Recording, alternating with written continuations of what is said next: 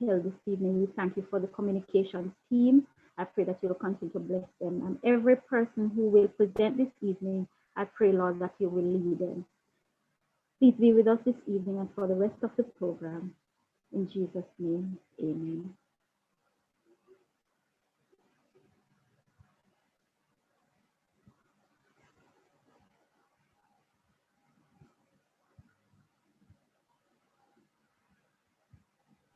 Good evening again, everyone.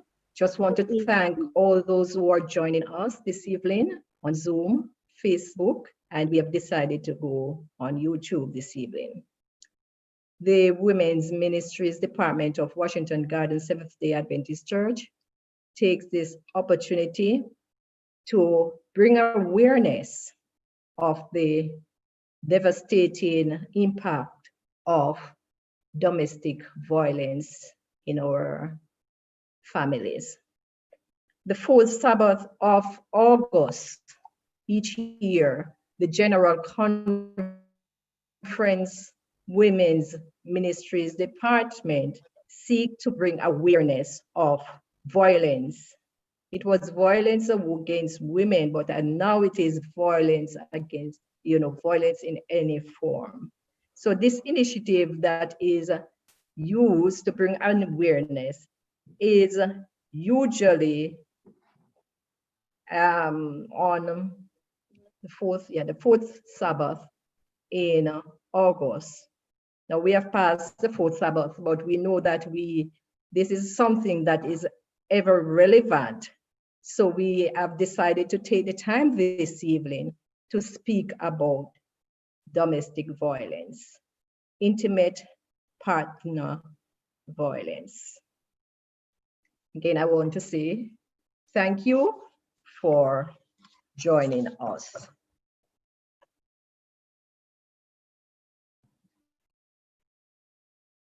I'm going to share my screen. He's a prominent and highly esteemed, praised for his significant contribution to the community. What woman wouldn't feel fortunate to be his wife? She certainly has all the finer things in life. And the children, they have the best that money can buy. How could she think of destroying such a picture-perfect family? How could she risk losing her security or stepping into the unknown? Where would she go? What could she do? How would she support herself? Even worse, if she began to expose the terrible truth, would she lose the children? She feels hopeless. Who would believe her? No one could conceive that such a pillar of society could pummel his wife night after night with painful punches. And she was skilled at hiding her feelings, as well as her bruises. With sullen, tear-streaming eyes, she wrongfully reasoned, "It's mostly my fault anyway." You see, domestic violence is devastating. While abusive acts are committed by both men and women, approximately 95% of domestic violence victims are women.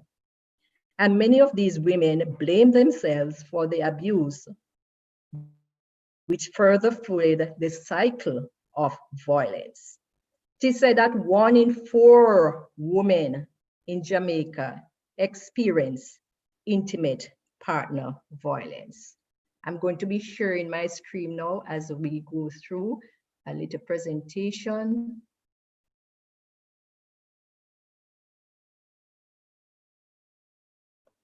Okay.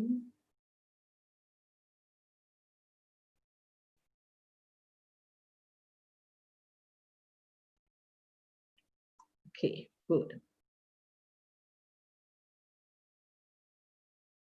Many victims of domestic violence repeatedly find themselves thrust back into the violent relationship to suffer more and more abuse. But like a volcano, abuse doesn't start with a sudden burst of physical force, but with an intense internal pressure in need of an outlet. Abusive patterns develop in 3 distinct stages, as one of my researchers has said. And these are cyclical and becoming increasingly violent. Family members who fall victims to these patterns can feel traumatized by the mere anticipation of the eruption. It's like walking on eggshells around the violent partner. You can imagine. So if you know that your partner will blow off at any little things, you become fearful of being around them. And it is said sometimes they comes, the boss shout at the father shout at the worker. And when he comes home, he kicks the dog before he shouts at his wife and children. But we know that it escalates over a period of time, and without serious intervention of anger management or conflict resolution, sometimes a person continue the cycle over and over. So this evening, we are going to look at the cycle of domestic abuse or abuse. This abuse affects the victim, and what are the legal protections that are available in Jamaica. All right, so what is intimate partner violence? Intimate partner violence refers to the pattern of coercive and behavioral exercised by one adult in an intimate relationship with another. The voice is a violation of a trusted relationship which causes pain. And remember now, Psalms 34:18 says, "The Lord is close to the brokenhearted and saved those who are crushed in spirit." So there are cycles of abuse. And the first cycle that they said, this is the agitated cycle. This cycle is marked by a period of tension, and the abusive husband usually, let me show this. The abusive husband usually communicates dissatisfaction over something small, and he usually blames his wife for the least little thing. So by inflicting verbal and emotional abuse, he maintained passive and psychological control over his wife or his spouse, thus created a feeling of fear of some type of pain. So you can imagine the wife knowing that she's going to be blamed, she becomes passive. And that is the art of it, control. Now the next cycle is the acute stage. In this phase, the pressure becomes so intense that the abuser erupts and gives full vent to rage. When violent behavior is unleashed, family members, outsiders, or the police are often called on to diffuse the rage. This acute stage of aggression behavior doesn't last long, but over time, these overpouring outbursts becomes more and more frequent and dangerous.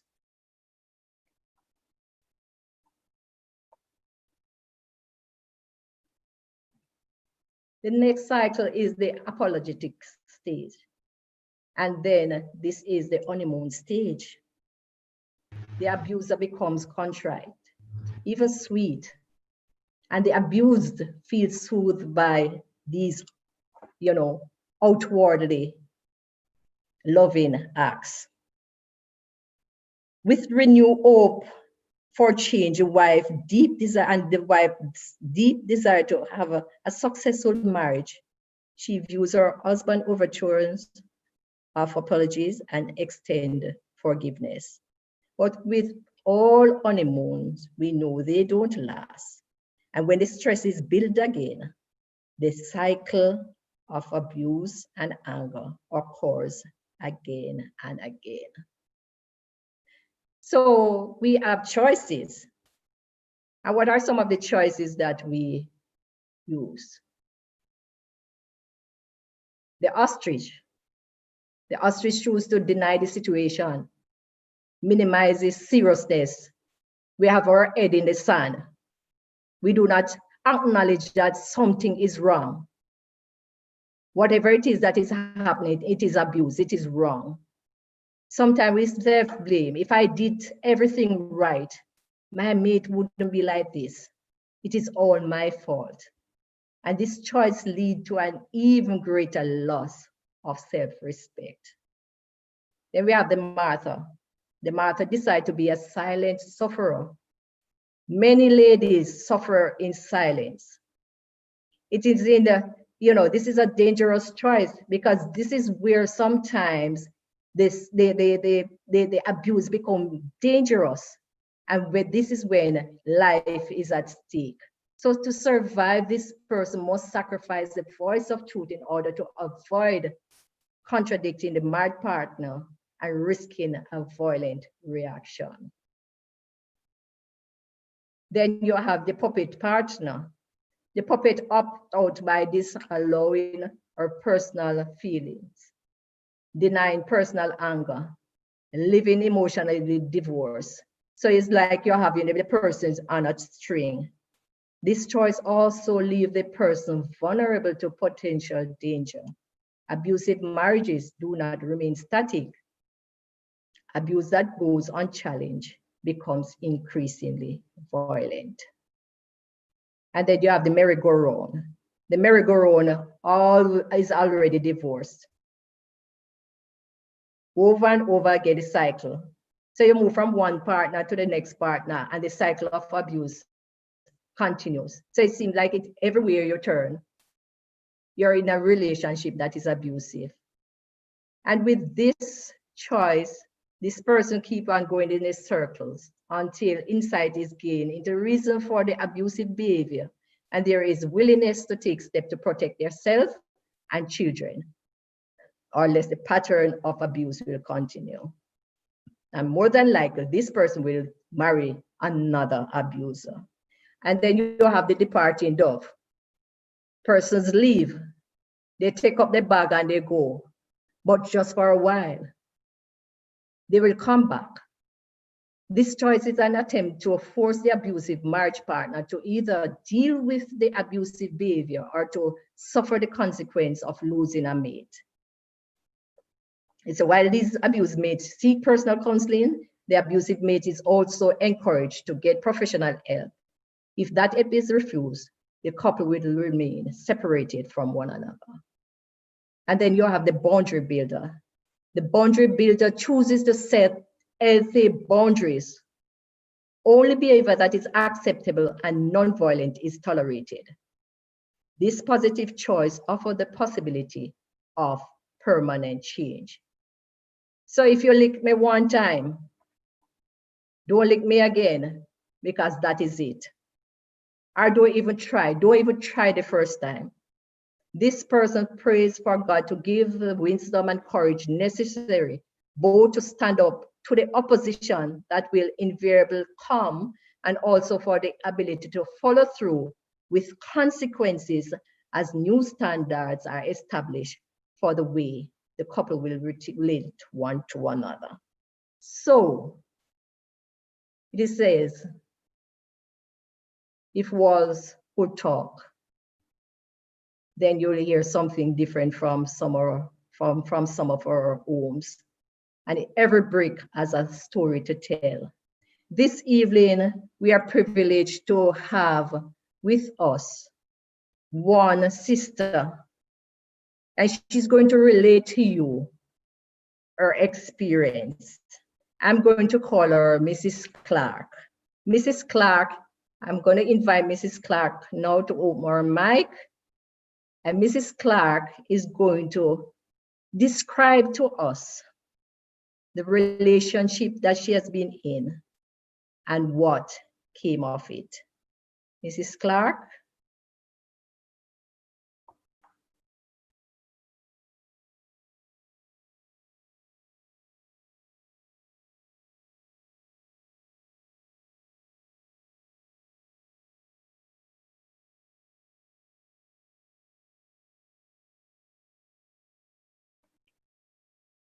I'm going to ask you to unmute Mrs. Clark.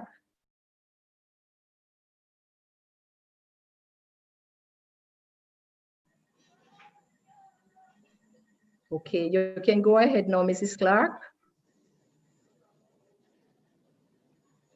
Is that me? Yes, it is you. We are calling you Mrs. Clark this evening. Okay.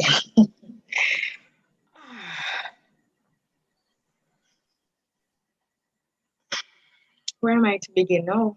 To begin somewhere. Tell us, where did it start? Well, it started like maybe 4 years in the marriage.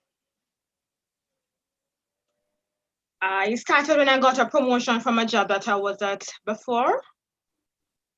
And then I started going back to school. And because I love to go to school. That's one of my passion, to just continuously studying.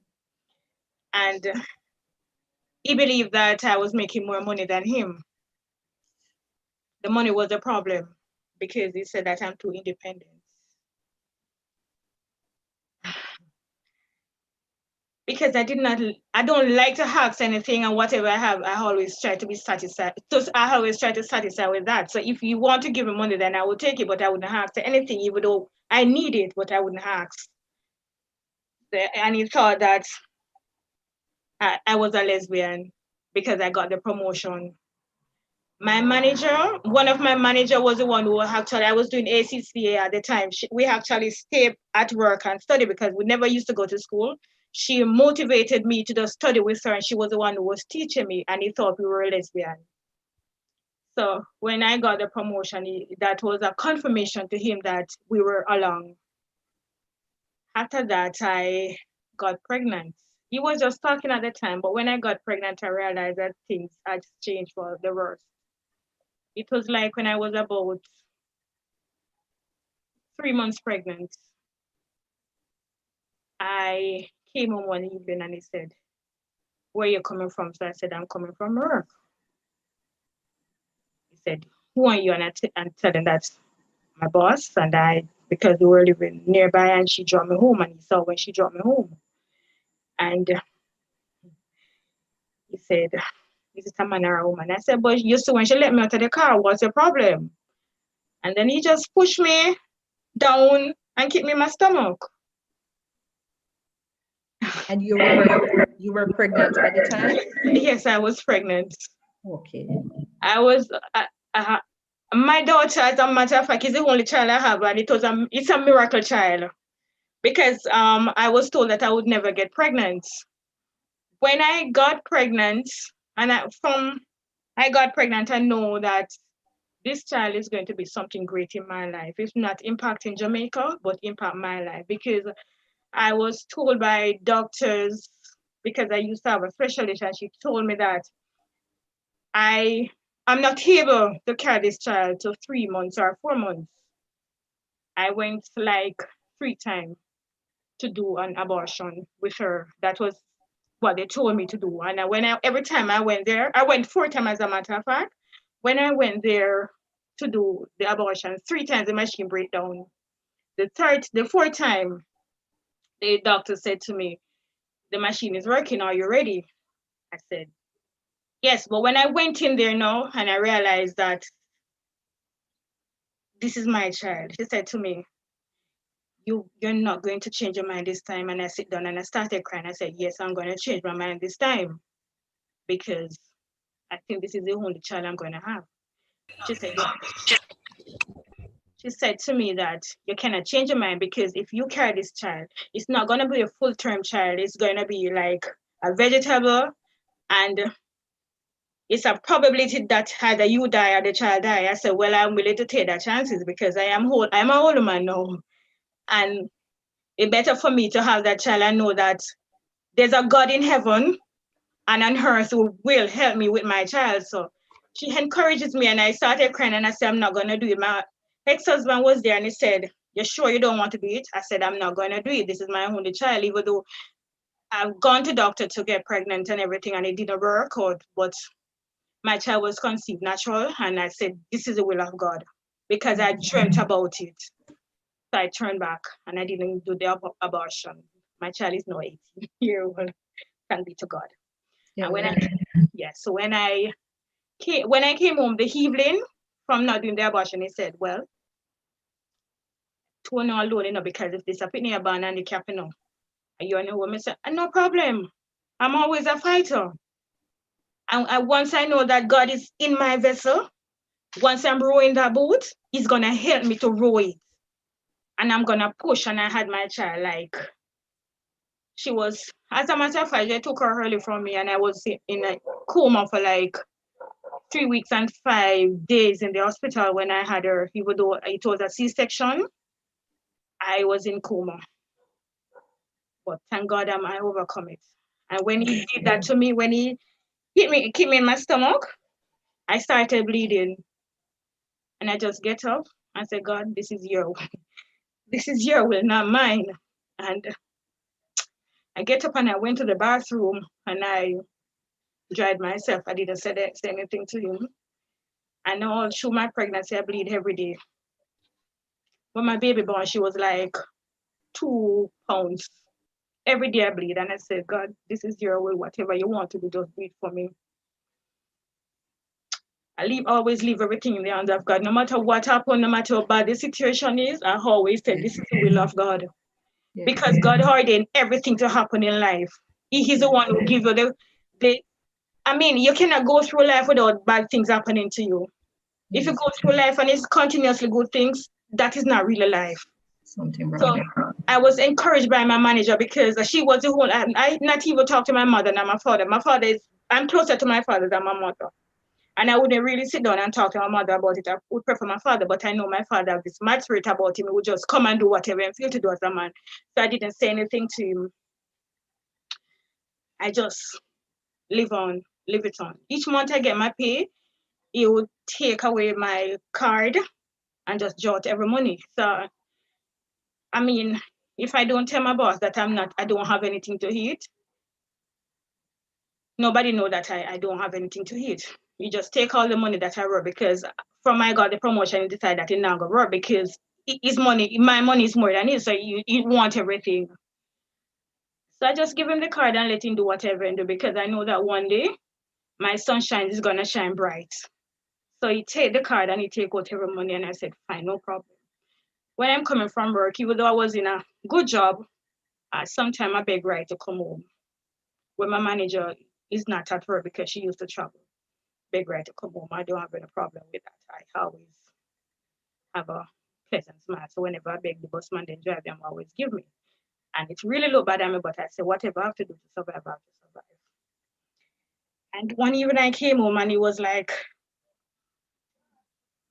look at me and he smiled and he said, I think I know Satan I tell me to box it down. I said, what?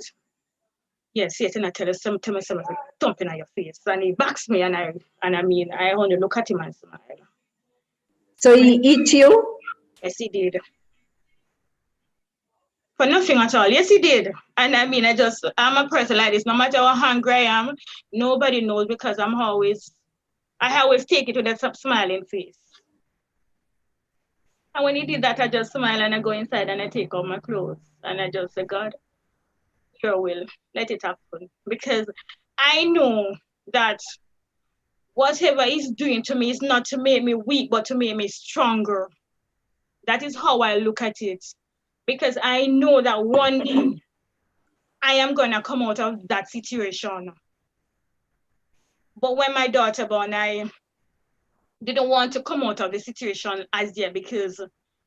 So you were pregnant at the time while he was eating you? Yes, I was pregnant. All right. I was pregnant. And as I said before, for the entire time I was pregnant, I bleed for the entire, every day. If I laugh, it just, whoosh, everything just short. And I thought I was going to lose my baby, but I always pray to God and say, God, help me. I remember I was in, can I say where I was that day?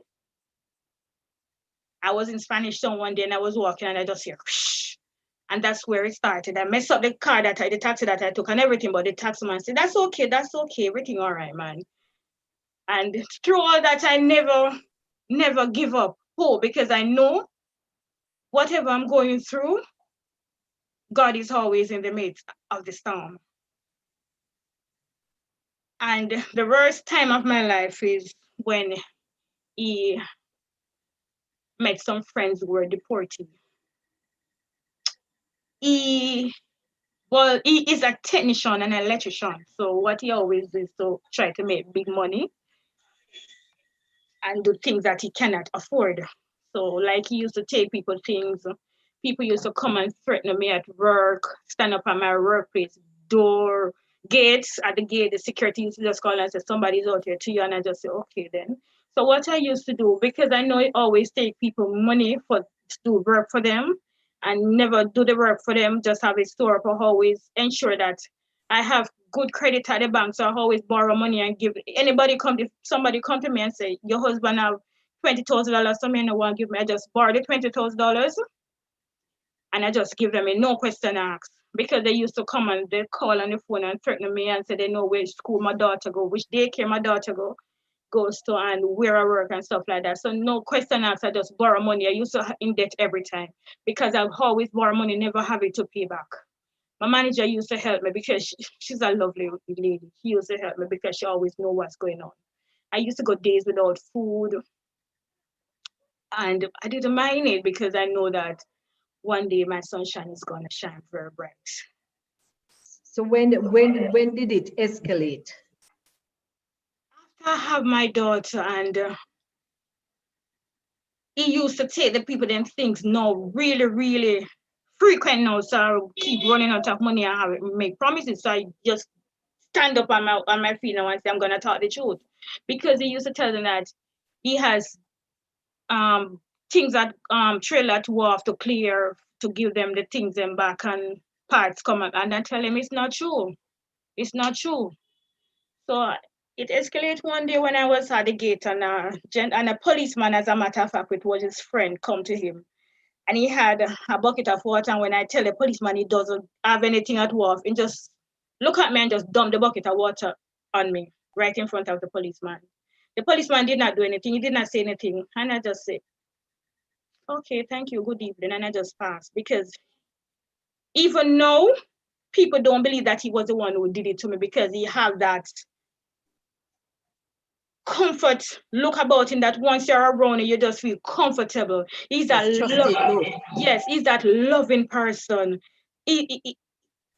As you see, you just feel so welcome. You just gravitate towards him, so nobody knows the type of person he is. So when people see me and they're like, "You're sure of him?" I said yes, and they don't believe. So whenever anybody asks me, I just don't answer them, even though it happened years now. Then so what happened? What happened? Well, I don't know if I am a dreamer or visionary or what, but I had a dream. I had a dream a Wednesday night, the 7th of November 2008. I had a dream that I was going to work in Kingston, and when I reached Central Village there was a pipe that burst. And when the pipe burst, that's my dream. I was in the middle of the water was dirty, but then it get clean, and then like a dove just come to me and said, don't worry, you this water is not gonna dirty forever. And then I just start floating the water. That was my dream. I just start floating, and there was this thing that picked me up out of the dirty water and put me into clean water. And I realized that something was gonna happen, but it's not going to be detrimental. So when I went to work, I told my manager that I had that dream, because I always dream, and whenever I dream, they always listen to my dream, and they always say, this is good, that's not good. So I told her about it, and then the Thursday morning, I had another dream that I got shot, but I wasn't dead. And the Thursday, as a matter of fact, before I reached there, I couldn't take it anymore. I never tell anybody, but he used to beat me. I didn't used to cry or anything. And one day I decided that God, I always pray to God, I'm coming out of this relationship. So I packed my things, and he said to me, if you come out of the yard, I'm going to chop off your neck. He hold me and put the cutlass under my throat, and I said, well, anything you want to do, do it. He didn't do it. God was listening to my prayer. And he said to me, I'm gonna kill you. And I said, okay, fine. If you want to kill me, but I'm not staying in this relationship. And I pray and I pray, I pray, I pray. And I was going to work one morning and I just see somebody in Spanish Town walk up behind me and hold my throat and just start squeeze it in the crowd. When I look behind, it was him. Follow me to Spanish Town. Said to me, man, yeah, go. I said, no, I'm going to work. I was walking beside a guy. I didn't know him. Both of us were walking, but he was just beside me. And he said, are your boyfriend? That I said, no, I don't know him. Well, he followed me to work that morning. Take the bus with me and follow me to work to see who I'm talking to. I wasn't talking to anybody. Yes. So that's the type of life I used to live. Whenever that Thursday morning when I wake up, I had the same dream. I had a similar dream. The Thursday he went to my daughter's school. That is a school in Spanish Town. She was going to an infant school. And he called me and he said to me, tell your manager and tell your friends goodbye because tonight I'm going to kill you and this is your last day on earth. And I told my manager about it.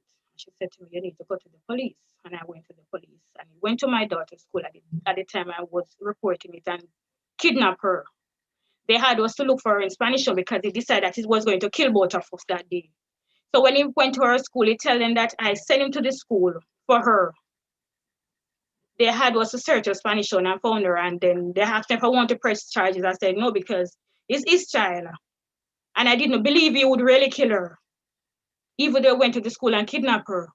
So I said to him, why did you go to her school? He said, because he wanted to go and take some picture with her.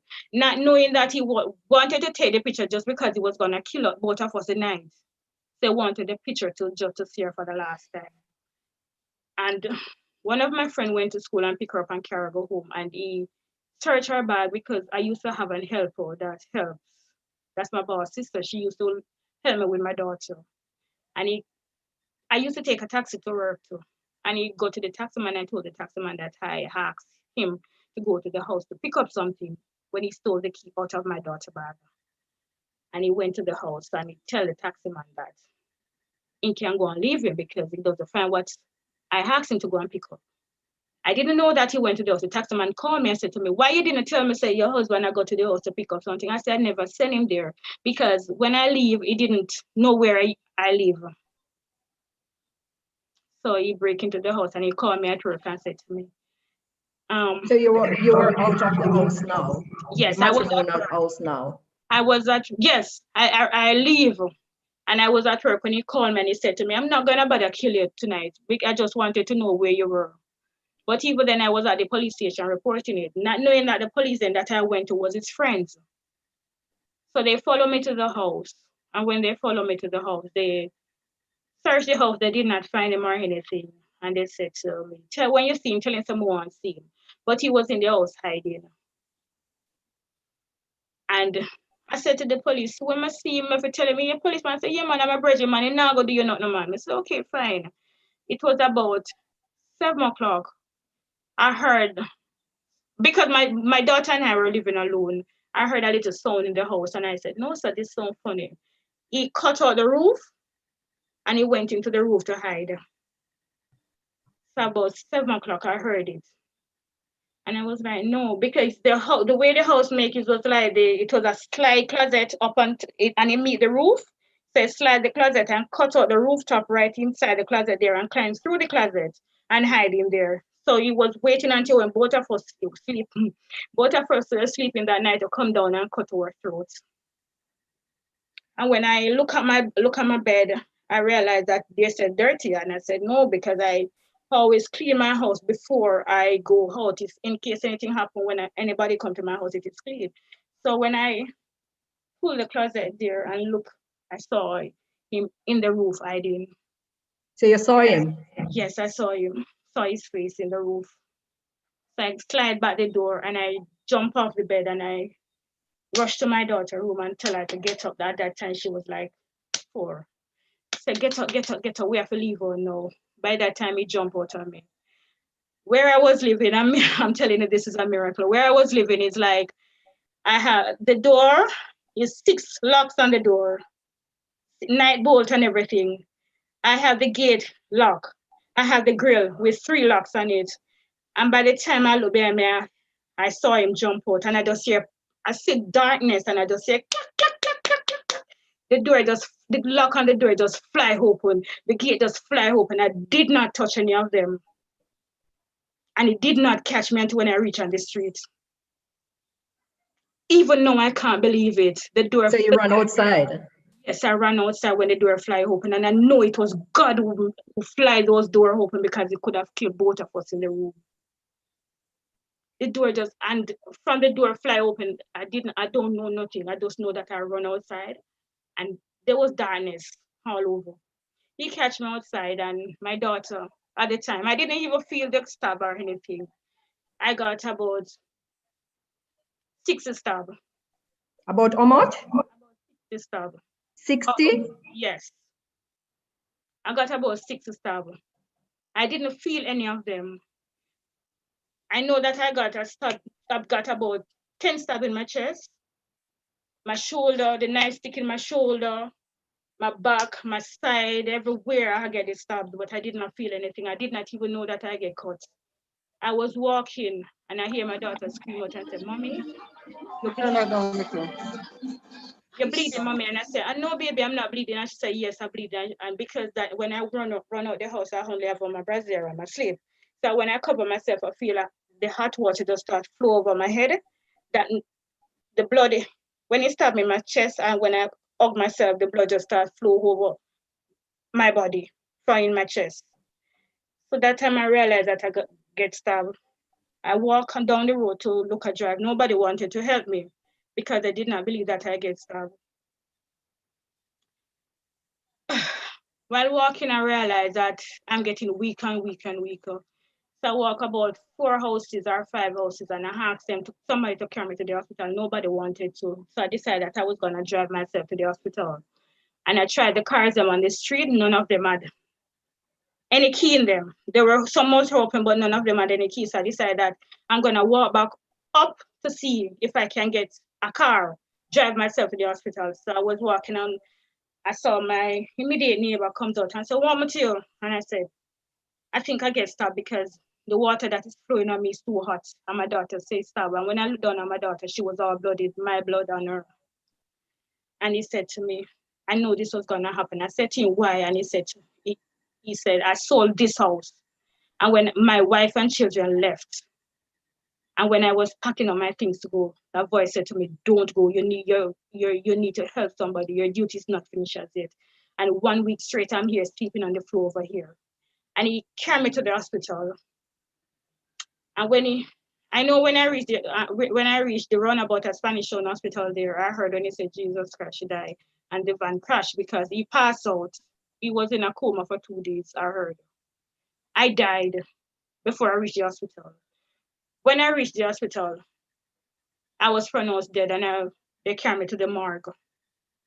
But when I reached the morgue, I could hear people talking because I feel when the sheet come over my body, it was a white sheet and everything.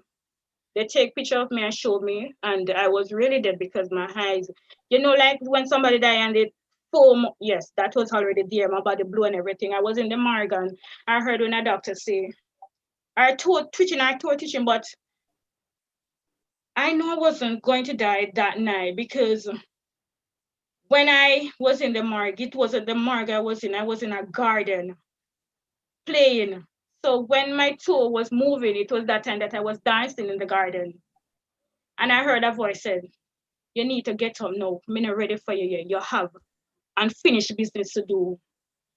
And I heard when the doctor screamed out and said, "Let us carry back into the onward." And then when they carry me onward, they punched at my side and just put the hose there to suck out the blood and everything. But after that, they realized that I was actually gone. And I heard when it was a doctor night that cried out and said, "We can't do anything more for her." And then another nurse come and said, "We have to try because this is a miracle." And they tried. When I I was in Spanish Town Hospital. I don't know how long, but I know I was in a coma for 3 months. 3 months. I was in a coma I went in the hospital in October. and I come back out in January. He tried every way because he heard that I was dead. And he tried in the Spanish Town Hospital to come in and kill me, but they had transferred me from there to another hospital. So even when in the hospital, he attempted to get to you? Yes. Yes. So what has happened to him? What happened to him after? He got 15 years in prison. 15 years? 15 years. Is he out or is he still in prison? He's out now. Have you ever spoken to him after? Yes. That's another story. Yes, I've spoken to him because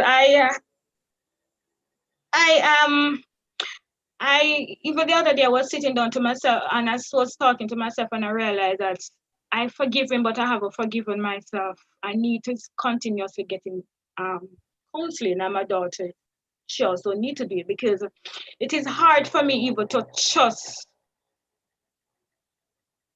my closest associate because I don't have any friends.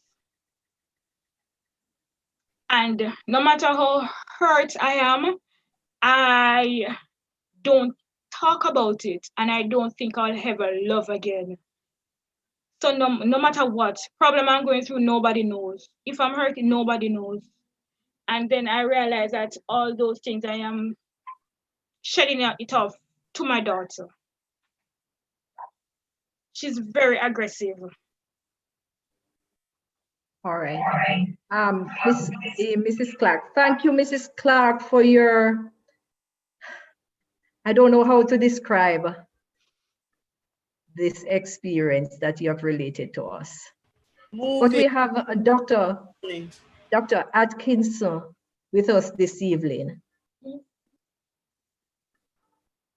And I'm going to ask Dr. Atkinson, you have heard Mrs. Clark. And we cannot imagine being in that situation. Yes. But some of what she related, leading up to that incident. What is the root cause for domestic violence? She named some of them that she was experiencing. What is the root cause? First of all, good evening, sisters. I just want to express appreciation to Sister Clark for sharing her testimony and the way that God has brought her from the horrors and nightmare of years and years and years of violence in a romantic relationship, and to just kind of his work of healing in her life. Unfortunately, this happens all too frequently and right before our eyes. But because it isn't our lives, we don't know the signs. We turn a blind eye sometimes, and it's just unfortunate, And so I just wanted to tell her how much I appreciate her sharing what isn't an easy story to share, with the hope that it can be of a benefit to our sisters here. Now, there are lots of factors that contribute to why women and men perpetrate violence in their romantic relationships. There are primarily, it centers around control. So the partner who is perpetrating the violence is trying to exert control, and they're using the weapons that they believe can instill the most fear and result in the most submission. Now, when it comes on to why they're needing this to control another adult in this way through violence, And the violence can be physical, and it can be emotional, it can be sexual, you know, can be multifactorial. For some partners, when they feel that they are losing their place in the relationship, they want to have a place of dominance, and their dynamics of the relationship is changing. Sister Clark talks about how things escalated when she started to make advances vocationally, and she started making increases in her income, and he started to feel small relative to her. That's one of the factors that can begin that cycle of violence in a physical or emotional way in relationships. So the insecurities and the need for control was always in the background. But when there is this shift, and then the fragile sense of self is shaken in this way, it for those persons who are already vulnerable to these things happening, it can be what tilts things in that direction. But the violence can also result from people living in and being reared in contexts where violence is normative. They observe their parents, caregivers, neighbors, members exacting violence towards their romantic partners, and it becomes like the thing to do. And so they see it as normative, and the cycle is perpetuated because it becomes so normal. Now, violence is never acceptable, but it can become normalized because it continues as a generational curse.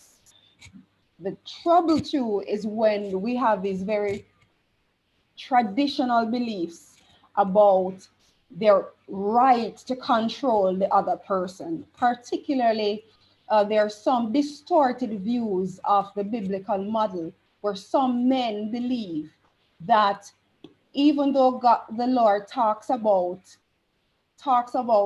the man loving his wife as a church, and that is the form that when the Bible talks about headship, that the man is the head of the woman, it's a headship of protection and of being willing to die for. But this distorted view of headship, which means I control your will, I control your person, I have a right to everything that you are, can lead to violence. But then there are just others who have some underlying personality disorders and psychological disorders that are undiagnosed but are nonetheless very notable. And so it can shift from having these unusual distorted beliefs to also believing that it's okay for them to get whatever they want from this person that they should be able to control, and there's nothing wrong with it. Now that is an extreme expression, and it can also kind of give us a glimpse to how disturbed psychologically a partner is. And so those are just some examples of the causes of intimate partner violence, from just generally wanting to exert dominance because of their own feelings of low self-esteem, not being able to control their feelings, jealousy, just not being able to control anger and strong emotions, to just believing that why shouldn't they be able to do what they want whenever they feel like? Why shouldn't I be able to take anything from you and cause you to feel any amount of pain when they can? So those are some examples. So a woman in an abusive relationship, as Mrs. Clark described, why doesn't she just leave? It's complicated. It's complicated. Fear, shame, embarrassment, sometimes even finances, or having children, concerned about the safety. If I leave, will this person cause more damage, end my life? interfere with my ability to have custody of my child, you know. And remember, especially when women or men who are being abused in this way have grown up in contexts where they observed other people, other partners having the same violence towards them, it can feel like, well, that is how people love. That's one way that people love. They might blame themselves. They might feel responsible. They might think that there's no way out. This is just something that they have to bear for whenever, however long, you know. And so sometimes it's just very hard to leave. It's complicated. It's easy for us to say, well, why don't you just leave? It's never so simple. We have only to think about our own imperfect relationships, and how even in our frustrations, we might have passing thoughts of how we wish that things were. But when it comes to actually doing anything about it, sometimes we're paralyzed. And so it's a combination of sometimes the pragmatics of finances and caregiving, and feeling isolated, because that's another thing. The survivors of romantic violence often, because of the shame, they don't share what they're walking in, the details, the gory details with others. And so they can be very isolated in their pain. And so where to even start, who to turn to, who's going to even believe me, you know, because some we can't look at somebody and know if they're a perpetrator, because perpetrators come in all sizes and shapes. So Dr. Atkinson, Yes. Mrs. Clark's testimony or description is a classic case of all that you're describing, because she described the fear, the Yes. shame, the isolation, not telling anyone that what she was going through, Yes. and all of that. Yes. And some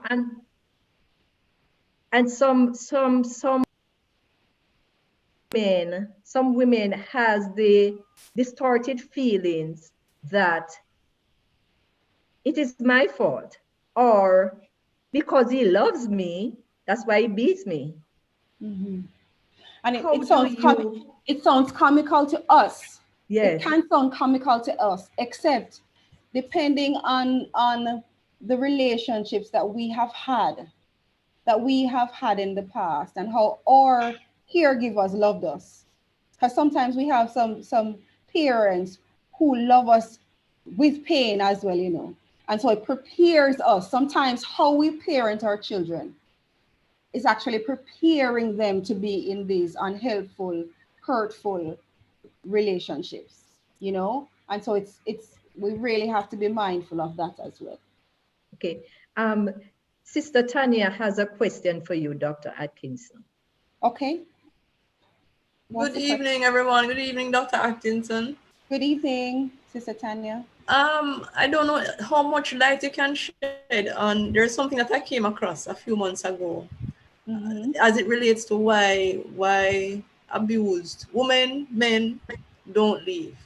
And I want to go there. I'd love for you to go there, because I confessed that I was one of the persons who would say, "I'm an idiot. You can have man beat you and butter bruise you, and you sit down and make him a butter bruise you." But it is more than, it's not that easy. No. And what I read helped me to understand, and this is what I read. It said that the area of your brain that is triggered when you fall in love is the same area of your brain that is triggered when you experience hurt, when you experience this type of shattering. And so it is more difficult for you to pull away from the situation. Can you help us there? Well, the limbic system is a brain region that includes things like the amygdala, is a brain region that is involved with even our coding of emotional memories. And I think what is complicated when it comes on to violence in romantic relationships, that they're not always violent. there are times when the same partners can be quite endearing and quite loving, and then there are seasons when they are vicious, and you wonder if this is the same person. And so it can be very confusing for us to kind of make sense of those simultaneous experiences with the same person on a cognitive level, on a neuronal level. And when we're in the throes of these vicious attacks, the primary purpose of our brain is to survive it, you know? And so sometimes how we continue to live after those experiences is to kind of minimize it, or to push it aside, to hope that it never happens again, you know? And because then now it's traumatic processing, you know, and which is very different from other kinds of memories and other kinds of experiences. And so that's why, as the persons who have not had the same traumatic exposures, it is hard for us to make sense of the actions and the decision making. But remember, the thing to, like I'm saying remember, but it might not be evident to all of us, is that the individual that has experienced chronic trauma has a different brain than ours. The brain is reworked in order to survive and walk through periods, ongoing years and years and days of trauma with somebody that used to love you. So that is why then, Doc, when the person will plead after being abusive, I'm not going to do it again. And then Yes. the cycle continues. And something, as soon as something happens and it's triggered, the anger is triggered, then you get a beef, buff, boof. So, Yes. so it's the brain is, I can't, you know, they said when you're not in the situation, it's difficult to relate. Yes. But as you know, as I research and look, I say the cycle continues over and over, It does. over and It does. over. Why the person can't change? Why they can't just change? Why the cycle cannot stop? Well, the challenge is that there's brokenness in the perpetrator as well. And often the perpetrator needs intervention that the survivor cannot provide. And because of the shame and the secrecy of intimate partner violence, there frequently aren't voices and individuals in the perpetrator's life that is really helping them to be motivated to change. Now, depending on you know the factors that's contributing to the violence, you know, sometimes it's just a chronic disability with regulating challenging emotions. So when I feel small, or when I feel challenged, when I feel overlooked, then I become explosive, and then I blame you for my explosive behavior because I'm not able to take responsibility. I'm not able to enter into how I continue to produce that cycle of disruption and pain. And so it's that individual needs intervention. Because they are It's not owning their emotions. They are not owning, they might not be able to say that it is that I have a problem and I need to deal with it. But then, sister. And they might not be able to do that by themselves, especially when we're talking about violence that has been perpetuated against someone for years. This is the normal. This is the normal. And often this isn't the first rodeo.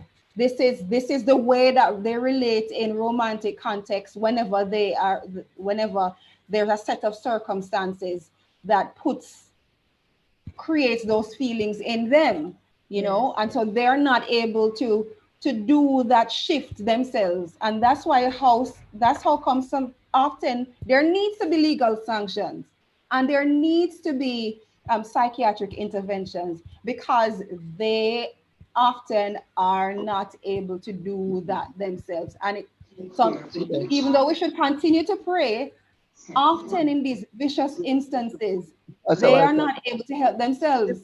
And so we need to intervene. But the Bible says, Dr. Atkinson, that wives must submit to their husbands. Isn't living an abusive relationship against the teaching of the Bible? No, a marriage that is abusive is counter to God's model of what marriage is. What God has had, the model of marriage is that a man should be treating his wife even as Christ continues to love and treat the church. And so a man or a woman, because I am convinced that we just do not have enough indicators of the violence that is perpetrated by women because of the cultural shame that produces that a man could be hurt in this way by women, but it happens. But anyhow, the model of marriage is a model of ministry and a model of loving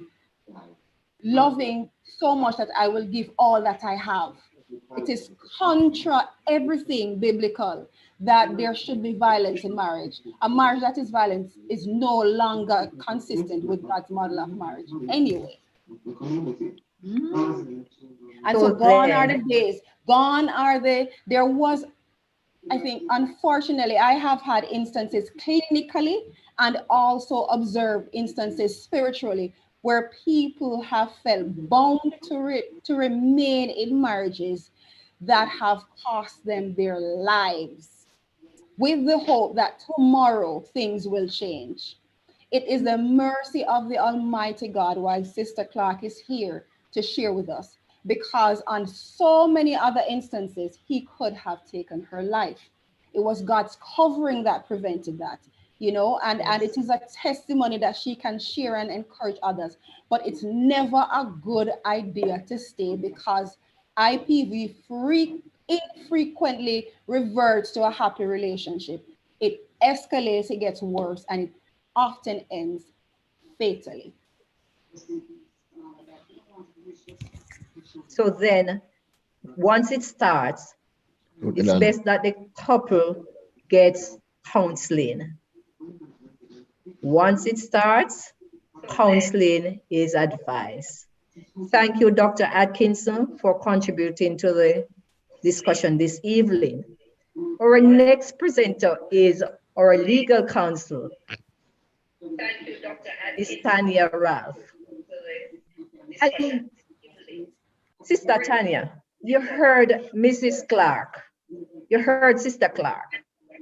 And many times she has been to the police and nothing is done. Even before the police, she was abused. What are the legal implications of domestic violence? And what are the protections are there for women who are suffering abuse? All right, thank you, Sister Grant. And good evening again, everybody. This area of discussion, I must commend the Women's Ministries Department of Washington for taking the initiative to have this discussion, to start the conversation, because this whole issue about intimate partner violence, domestic violence, is something that is topical, more topical now, because of the COVID situation, the fact that most couples or families are now in confined areas for longer periods, and they're being faced with all types of anxiety, stress, etc. I noticed that Sister Grant has narrowed down the issue to the law, but there are some other things that I wanted to bring up, but you can guide me as you wish, Sister Grant. You can go ahead, Sister Tanya. You can go ahead. All right. All right, so there, I'm going to share my screen with you. I will look at the legal implications, but before we get there are some things that I want to share with you. Give me a minute. And I want to thank Sister Clark as well. Sister Clark, sorry. Sister Clark, I am happy for where you are today. I'm happy that you're alive. I'm happy that you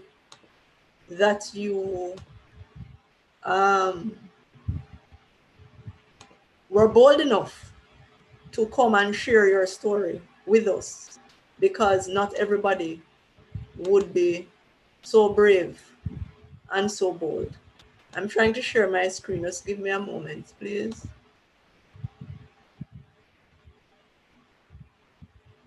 And the point about domestic violence, well, let me use a term that was used. The title, it said, if love's so nice, why does it hurt so bad? And there, I don't know how many of us remember that there is this Jamaican song, Junior Kelly, that sings that song. If love's so nice, why does it hurt so bad? So intimate partner violence really is limited to physical violence between, I'm having difficulty finding my,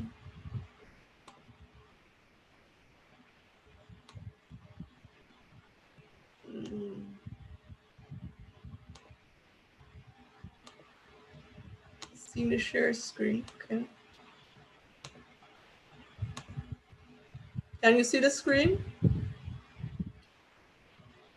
Can somebody indicate for me? Yes, we're able to see it. Yes, Okay. we are seeing. All right. So what is intimate partner violence, really? It's not moving. Put it on slideshow, Sister Tanya. Okay. Very well. Good. So it really is behavior, any type of behavior that is within the intimate relationship, whether you're married, unmarried, or common law. And I'm going to extend it to all those areas, because this discussion is not just limited to Adventists, I'm sure. And even if there are only Adventists that are here this evening, you may know somebody who is not Adventist and who may be in a common law situation, what we know as shack up. That is the old term, and who may need the information. So it is a situation that is focused on physical, psychological, or sexual abuse within that intimate setting. It differs from domestic violence. How does it differ? Domestic violence refers to all forms of violence within the domestic setting, not just between intimate partners, but child abuse, abuse with other persons of the household. So IPV, which I shorten intimate partner violence to mean, is, as I said, limited to intimate partners, but domestic violence is a broader spectrum. And I start there because it is important for you to note that the Domestic Violence Act in Jamaica does not use the term intimate partner violence. You won't take up the law and see that term in it. But when you hear what this act will allow you to do, or what it gives attention to, you will realize that this whole issue of aggression or violence between romantic partners really is encapsulated within this Domestic Violence Act. Who experiences intimate partner violence? It doesn't discriminate. It can happen to anybody, any setting, regardless of your gender, your class, your religious status, your race, your culture. It can happen, sorry, married, as I said, cohabiting, even dating, for heterosexual couples and also for same-sex couples. And I know I may be entering an era that we are uncomfortable with, but we have to appreciate the world in which we now live and appreciate the place that we have, this unique position that as Adventists we have, especially in these times, where these topical, practical, real life situations may be the door that you can use to talk to somebody, to listen to what they're going through, to share with them, and in so sharing to actually witness to them. And you have different levels or types of intimate partner violence. And I raise it with you because I want our ladies to recognize what are the different manifestations or different actions that can take place in these types of settings. So when somebody talk about intimate partner violence, what I'm really talk about? Different levels. So for example, level 1 abuse, and I'm going to make it very simple. Things like pushing, shoving. So Sister Clark said in relating her experience, she said on one occasion when she came home, I think, he pushed her and then he kicked her. So pushing, shoving, kicking, and then it goes higher. Biting, strangling, and it goes even higher in terms of now the types of violence. This patriarchal terrorism where we say, man a man, and as a woman you're supposed to obey me, and this is how the thing set. This is how we understand it. And look at the culture also of the Jamaican situation as well. I think it was Sister Grant during her presentation had given some statistics about the how frequent or how commonplace now intimate partner violence is. And we can just think back to earlier this year where we have heard so many sad instances of a boyfriend or a partner killing him girlfriend or him wife and then turning on himself, or sometimes not even killing himself but coming and you know perpetuating the violence against the young lady. The other violence resistance, if you put up any violence, when I listen to Sister Clark, I don't recall her resisting. I don't remember hearing her saying that she resisted at any point, but there are instances in which you have different couples, the woman, whether it's a woman or a man, and the physical violence, the sexual violence is being meted out to them, and them resist. And what do you think happens? It causes greater tension. The situation escalates. It may even reach to the point where one of them ends up dying. And you have different types of batterers too. You have men who, and Sister Dr. Atkinson spoke to that, so I won't go there. What are some of the consequences? And I am going to run through it really quickly because I want us to think about it as I say it. Death, and that's the first one I put. Because even when we listen to Sister Clark, Sister Clark could have died. And in fact, when she related, she said she died. And she saw the picture, them draw the sheet over her. There can be injury ranging from bruises to fractures to chronic disability, whether partial or total loss of your hearing or your vision. If the violence happens during pregnancy, and with Sister Clark, it did, it can result in risk not only to the health of the mother, but to the child as well. God has been great and wonderful and awesome to her. And when we also look at the fact that there are some IPV situations where the woman is the person most often, but there are also men that face a situation. We don't hear it much because of the culture that we live in and the men them shame, but it happens to men as well. Women who may find themselves in this situation, the man may say to them, I don't want to use no contraception. When we want to have sex with you, it's bareback. I'm not interested in it. So that is another way or another consequence, because there is this unwillingness to be safe. It can result in sexually transmitted diseases as well. And of course, it goes without saying there's going to be a high incidence of stress-related illnesses, anxiety, depression, and even suicidal thoughts. And there's also the socioeconomic part or aspect of it in terms of the cost to our society.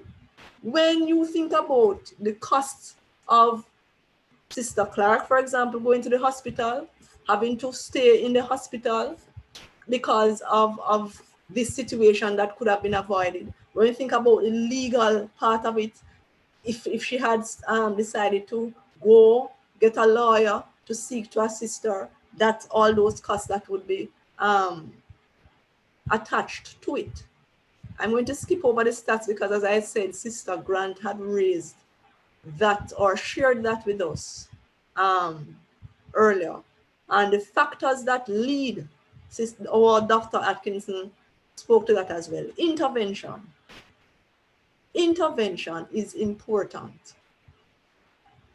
And I asked Dr. Atkinson, forgive me, Dr. Atkinson, for calling your sister, but Dr. Atkinson, what this point about the brain and the role that the brain plays because of my own experience and how I used to respond. Now I have a different view. Now I am empathetic. Now I understand and I'm more open. Persons who are going through intimate partner violence need to find somebody to talk to. I don't remember, well, Sister Clark did say that she was very close to her boss. I don't recall if she said that she shared with her exactly what was happening. I don't recall.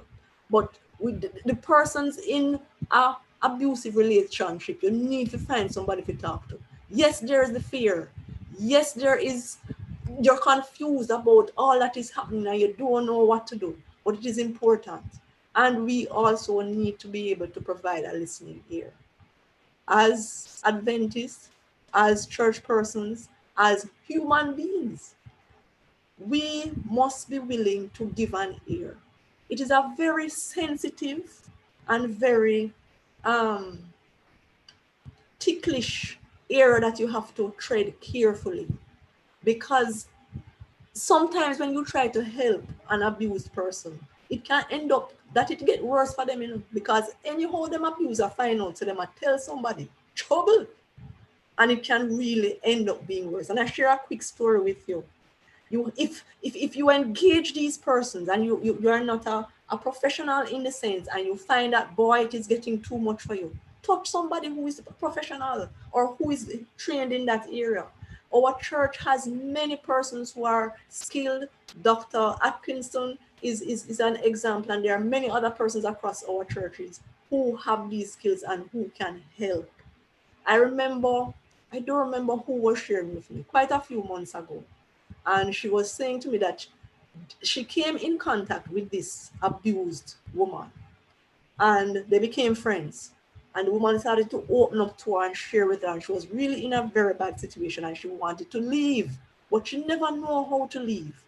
She had wanted to leave for years and she never knew how to leave. And her lady friend said to her one day, I'm going to use myself as the example. The lady friend said, Tanya, here's what we're going to do. When you go home tonight, pack up your bag.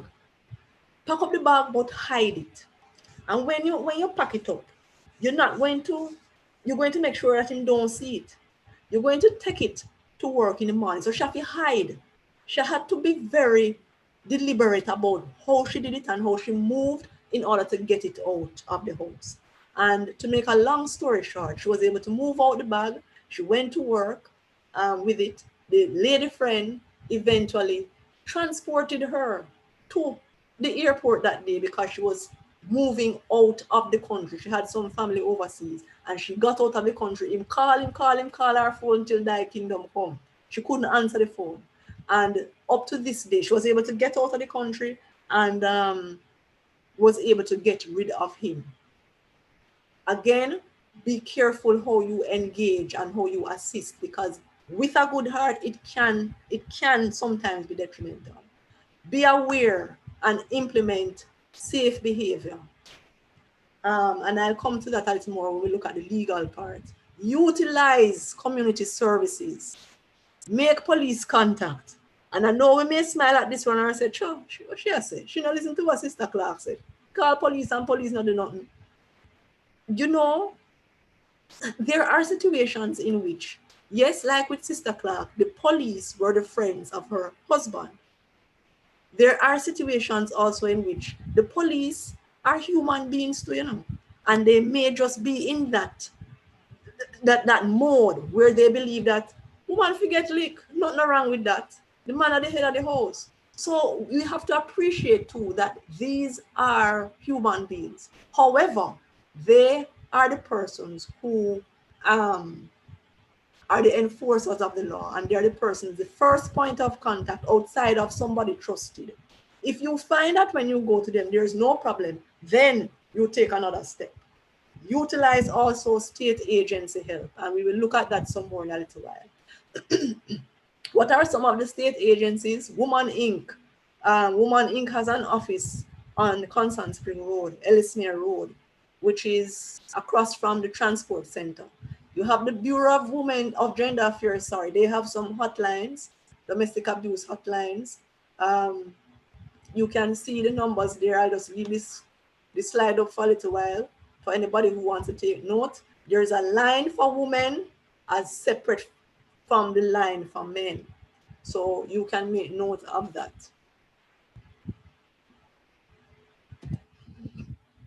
Jamaicans for Justice, JFJ. JFJ provides legal services free of charge for those persons who are being abused and they want to engage the legal machinery to get help. And I don't know how many of us have been listening to the news. There's a soon to be state-run shelter. It should be in the construction stage. Don't know how far it is, but let us hope that it comes across very quickly. And here's the information for Jamaicans for Justice. That's the number and the email address for them. If you haven't gotten it, I will bring it up back at some time after the presentation, or I can give it to Sister Grant for persons who may need it. So what is the legal protection that persons who are, well, abused persons within intimate partner violence? Remember I said that when you look at the act, you will not see the term intimate partner violence. It doesn't use that term. What it does do though, and in fact too, the act does not give a definition. It don't expressly tell you what domestic violence is. When you read it though, it helps you to understand what domestic violence is about. So let me jump to what it is. When you look at the orders that the court can make, so the court may make a protection order, which we will look at it more in a little while. If it is satisfied that there is a use or threat of use of violence, the cause of mental or physical injury to the prescribed person, and the prescribed person is the person who is being abused, and the respondent is the abuser, and that it is likely to happen again. So what is this domestic violence really about? It is about physical, mental violence, actual violence, or the threat of it, and that it is likely to happen again.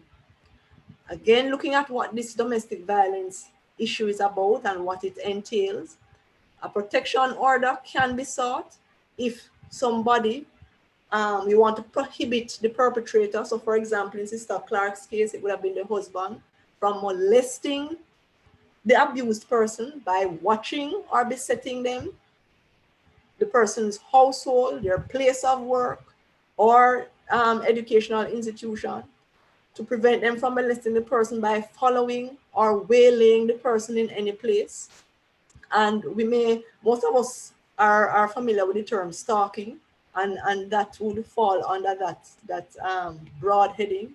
You can also get a protection order to prevent the abuser from molesting the abused person by making persistent telephone calls, sending writings to them, or for other forms of correspondence. So for example, if they say, "I will kill you, no girl," or all, whatever the type of correspondence that may cause you to feel threatened, whether it is in handwriting or it is by mechanical or electronic means. So your WhatsApp now, because WhatsApp is quite the most common platform, it seems, nowadays in terms of communication.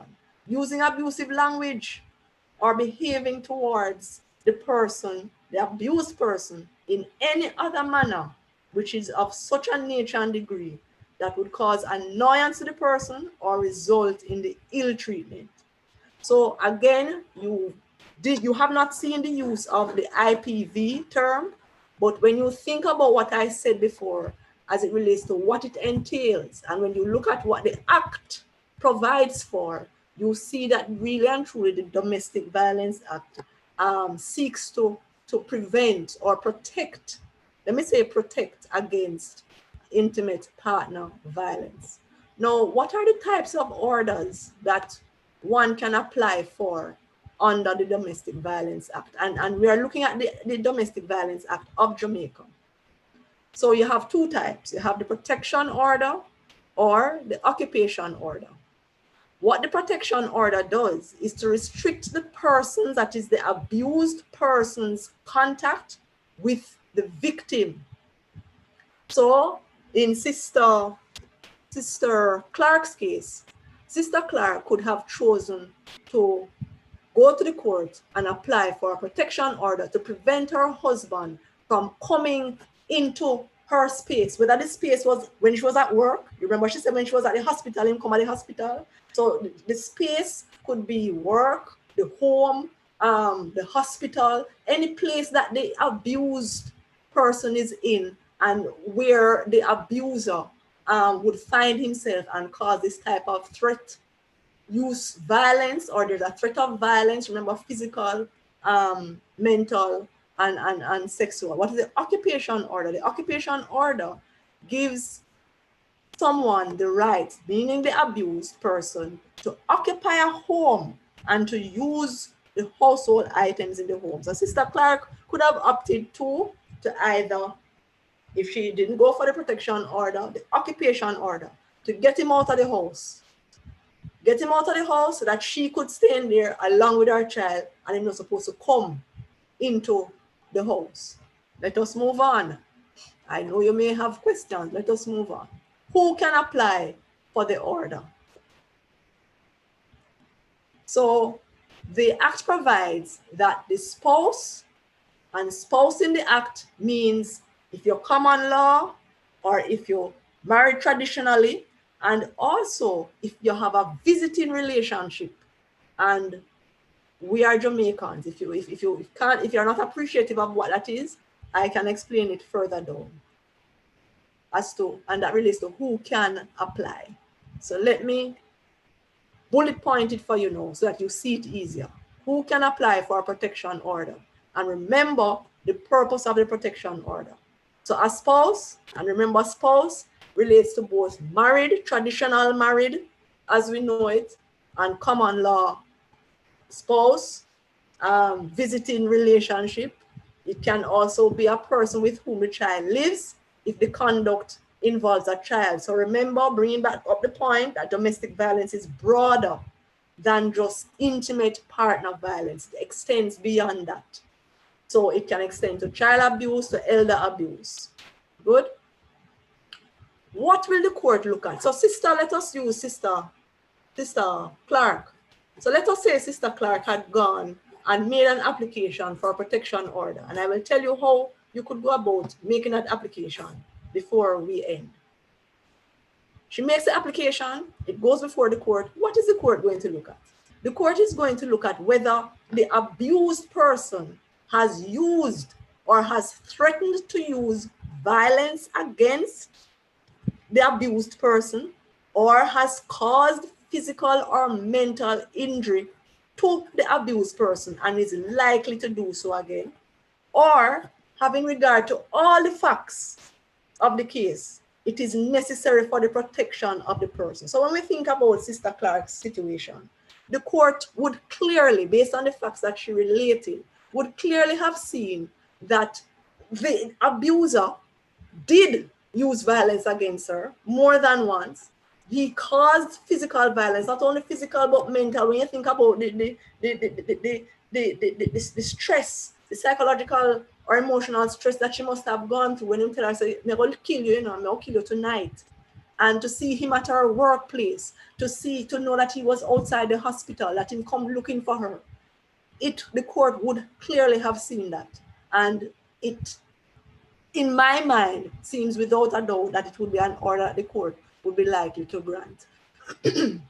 Now, there's a situation as well where an interim protection order, pardon me, may be granted quickly without bringing it to the attention of the alleged abuser.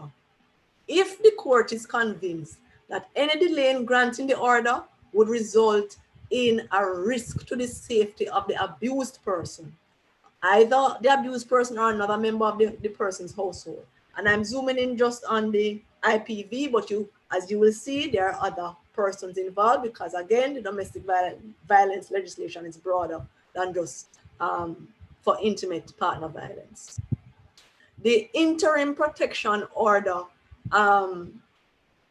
would also be given where the court is aware the situation is so urgent. So, for example, Sister Clark's case, her situation appeared to be so urgent, and probably because of the court list.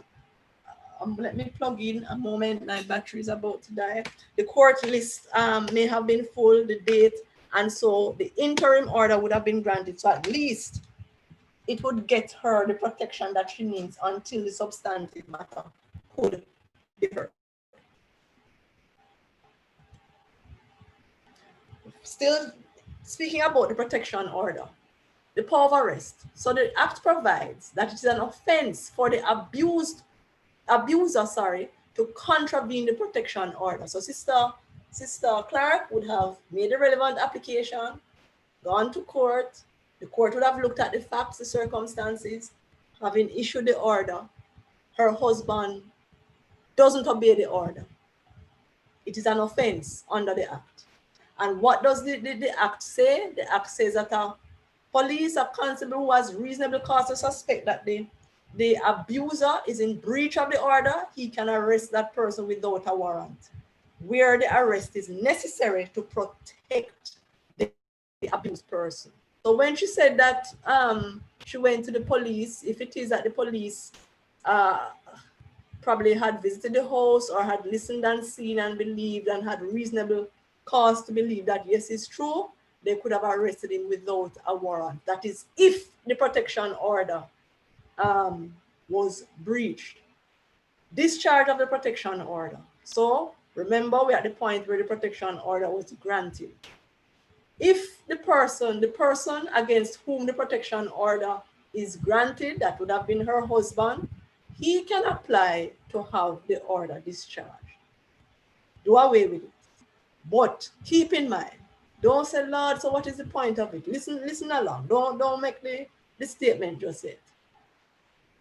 In deciding whether to discharge that order, the court will look at the factors outlined in section 4.2, which we looked at before. That is whether the abuser has used or has threatened to use violence against the abused or has caused physical or mental injury. So we need to also remember that our judges are persons of standing. They have taken an oath to carry out their role with integrity, with fairness, with truth. And so we must trust that the system will, once the facts are presented, do right in such a situation. So we have looked, remember I said there are two types of orders that can be granted. The protection order, which is the one that keeps the person out of your space. In other words, you can ask that the person, don't come near me. Him don't come near my house, or don't come near my workplace, or if I'm going to school, him don't go near to school or the hospital or whatever space the abused is in. What about the occupation order? The same Domestic Violence Act allows the court to make an occupation order, and that will allow the abused to occupy the household for such period or periods that the court thinks is necessary. The act goes further to say that the court will only make the occupation order if it is satisfied that it is necessary for the protection of the prescribed person, or it would be in the best interest of the child. So going back to Sister Clark's situation, it seems to me too, having heard the facts, that her situation would be one in which an occupation order could have been granted as well. What we need to be mindful of, you see this thing with the occupation order? If a court grants an occupation order, what it really is doing, you know, is declaring that the abused, the right of occupation of the abused to that house is being interfered with, and rightfully so because of the situation. And so the court, with this occupation order, they have to be careful, because what you're doing is taking away the person's right to occupy or rightfully dwell in their home. And that's a serious thing to do. What is the effect of an occupation order? Where the court makes an occupation order, it has the effect of enabling the court to override the abused. And you hear me saying the abused, what you will see there is the respondents, but I'm breaking it down for you. It enables the court to override the abused legal property rights, and to allow the abuser that should be, and to allow the abused to occupy the property to the exclusion of the abuser.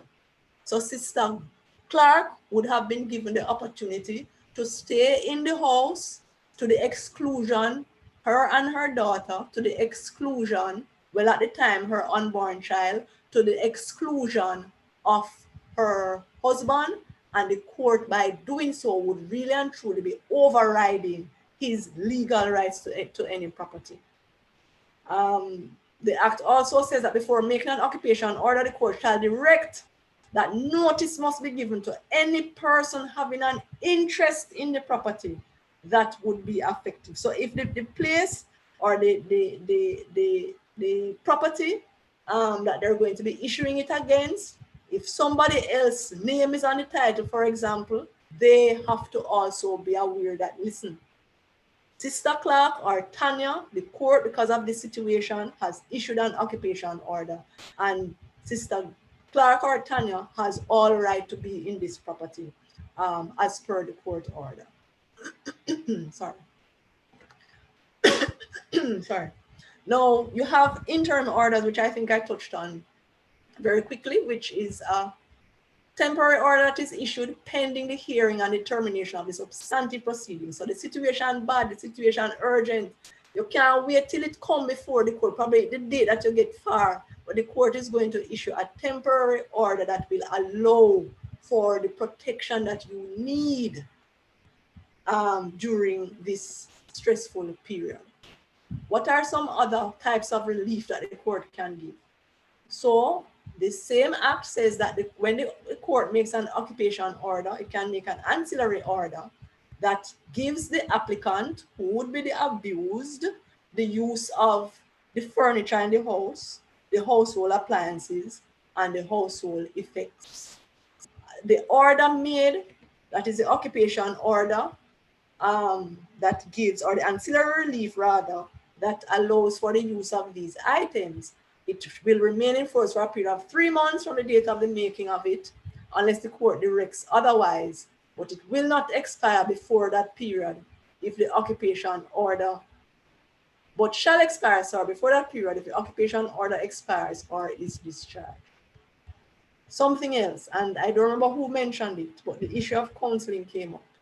And the Domestic Violence Act, under these particular sections, as you will see on the screen, may recommend counseling in this situation.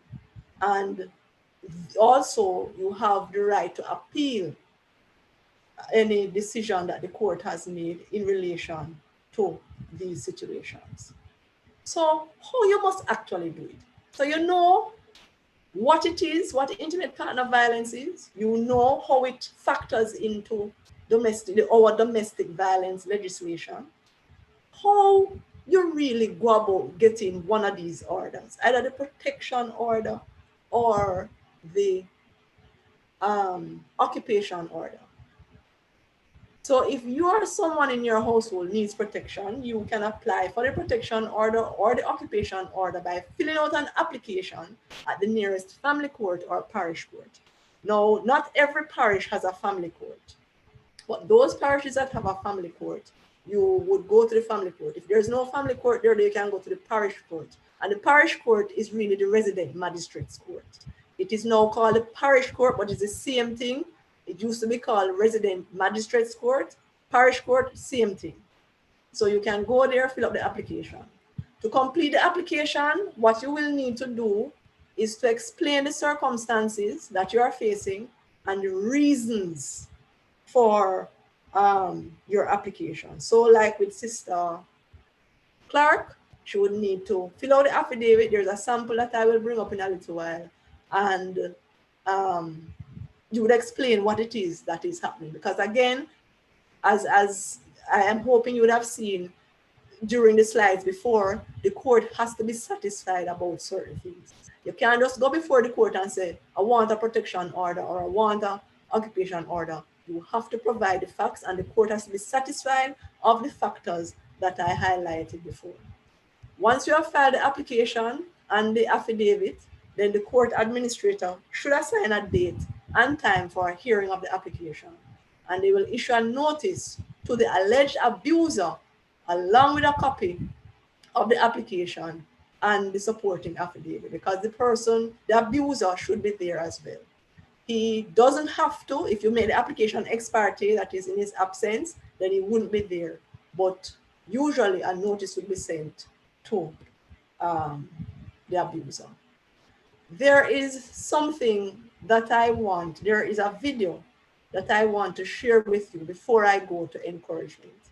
And I want to share the video with you because when I came across it, it struck me.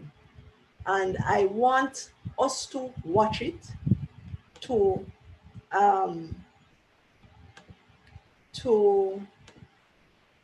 really, not this one. I want us to watch it and to listen and to follow the sequence of events and look at how serious this situation of intimate partner violence is. And to, if it is that you are in a situation like that, that you seek help. Was I kicked out?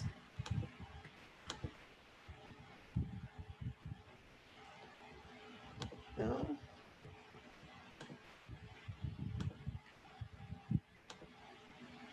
Are you seeing it? Yes, we are. All right. Oh.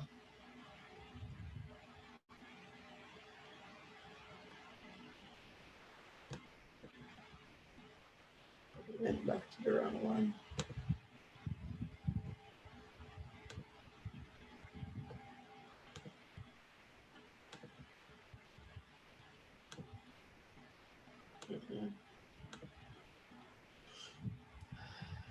I'm trying to bring it up. Just give me some time. Are there any questions in the meantime while I try to find the... Yes, Sister Tanya. Yes, ma'am.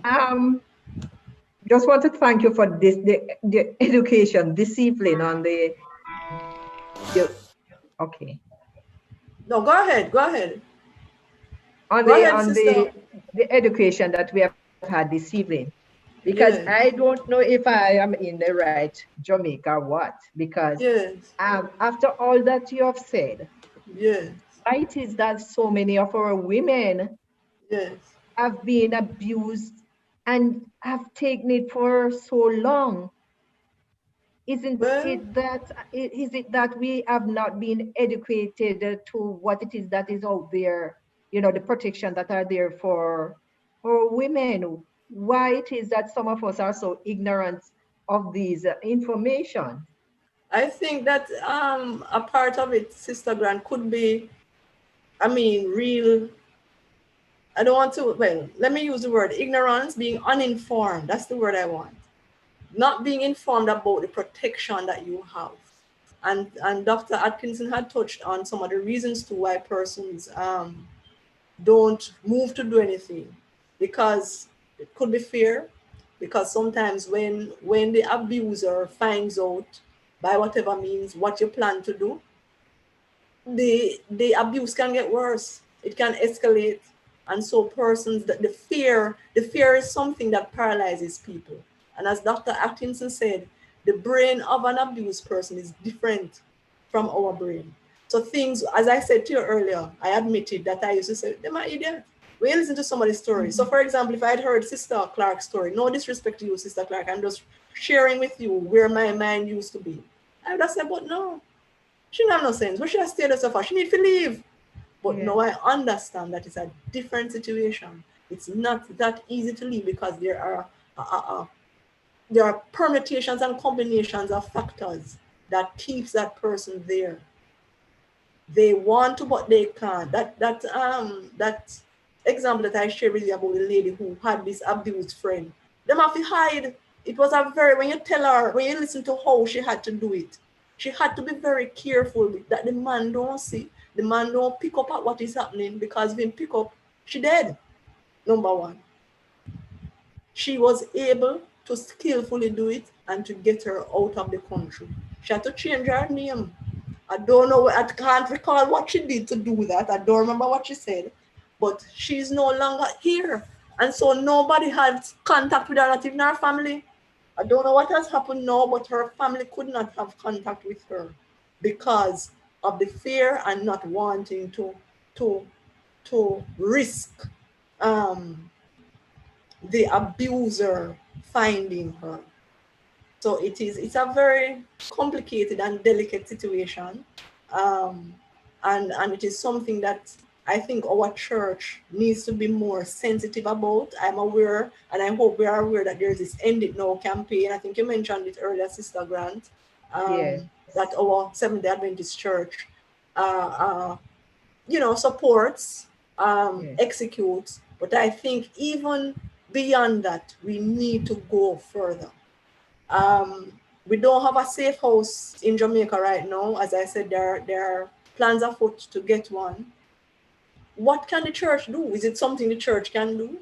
How can the church help? So there are questions that I think this topic raises as it relates to the role that the church can play. And yes, I understand that resources are necessary to do these things. Not only financial, because you need money if you're going to build a safe house or to secure somewhere that you're going to use as a safe house. You need human resources because you need people like Dr. Atkinson who can help to counsel the people and to guide them, etc.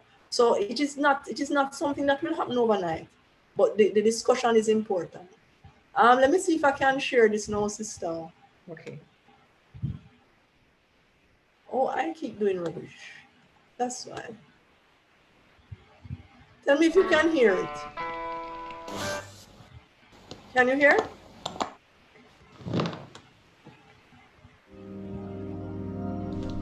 Hey guys, welcome back to my vlog. I got flowers today. No, it's not my birthday or anything special like that. We had an argument last night and he said a lot of cruel things that really hurt my feelings, but I guess he's sorry because he got me these flowers today.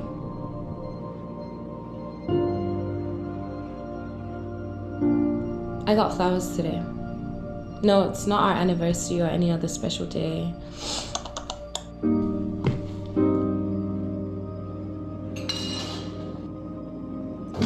Last night he threw me into a wall.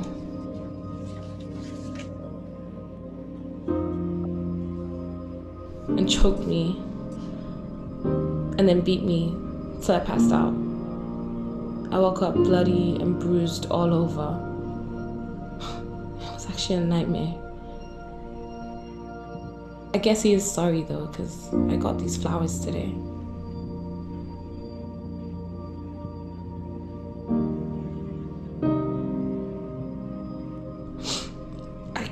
I got flowers today. No, it's not Mother's Day or any other special day. Last night he beat me again and again and again. It was worse, much worse than any other day before. He wanted to sleep with me, and I'm on my period, so I wasn't up for it. A couple of kicks, punches to the face, and he had his way.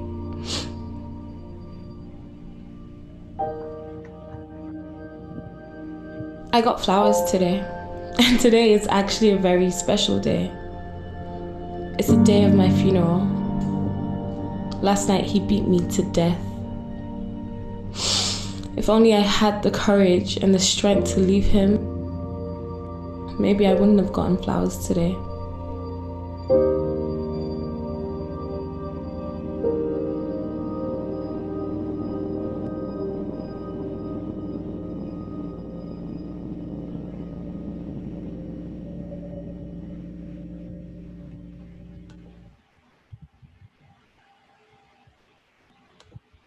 All right, so to just finish up the encouragement.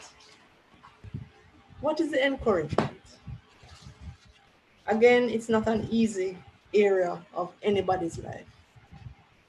As Doc said, if you put yourself, just think for a few minutes or seconds of somebody wanting to exercise control over you, to tell you that I want to sleep with you when you are not up to it. Take away your money as what happened with Sister Clark. Do what they want to do with your money. Beat you, use it as beating stick. Batter bruise you, box you, kick you down, turn up in your chest, and all other manner of or forms of physical violence. Emotionally, mentally, verbally, tell you how you're not good, you are the cause of it. Never kill you, you're just for dead, you're worthless. Just think about being in a situation like that. This is somebody that you loved. This is somebody that, as Dr. Atkinson said, and as we saw in the video a while ago, because this guy, it's a cycle. And they move from this stage where they're violent and aggressive, and then there's a honeymoon when they come and say, Lord, I'm sorry, no, darling. You know, I never mean it. Forgive me, man. And you love them, so you forgive them. And it starts again. It repeats. It is not an easy situation. The Bible wants us to protect ourselves from violent people. We won't have the time to read the verses, but you can make a note of it. Proverbs 27, verse 12. Proverbs 11, verse 9. The person who abuses is sinning. The victim who wants to leave is not in sin. While not everyone has the ability to leave an abusive partner, it is not wrong to attempt to do so or to get help. The Bible encourages victims to seek safety. And you're not going to look in the Bible and necessarily see, yes, there are situations with rape, etc. But when you read the verses, for example, Proverbs 22, verse 3, Proverbs 27, verse 12, and 1 Samuel 20, you are going to see instances in which violence was being meted out, or these persons were being faced with violence, and they sought to take refuge, safety somewhere. There's nothing wrong with that. God sees when men and women abuse women/men, because as I said, it happens to men. Though we may think it ridiculous, but it happens. Too many of us still live under the unhealthy control of an intimate partner or someone else who employs sexual, physical, or emotional abuse without recognizing it as such.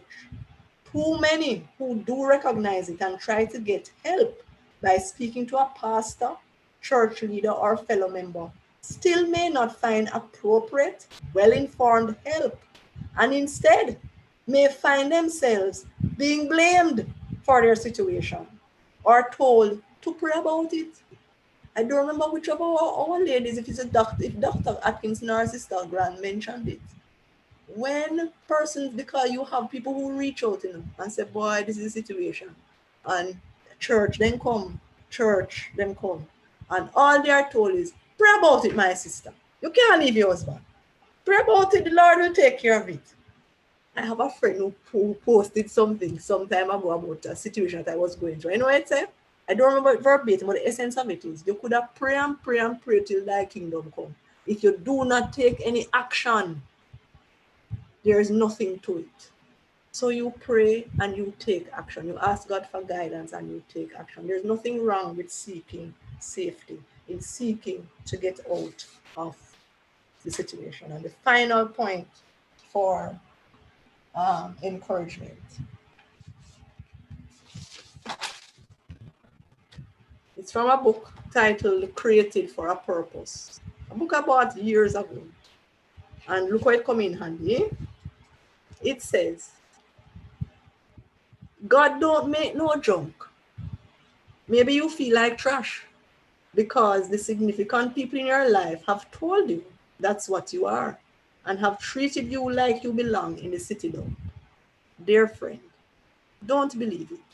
Your database has been programmed with faulty information. If you have been victimized in the past, seek help. Yes, pray about it, but seek help. I urge you to find someone else who has also been a victim. Listen to what this says as well.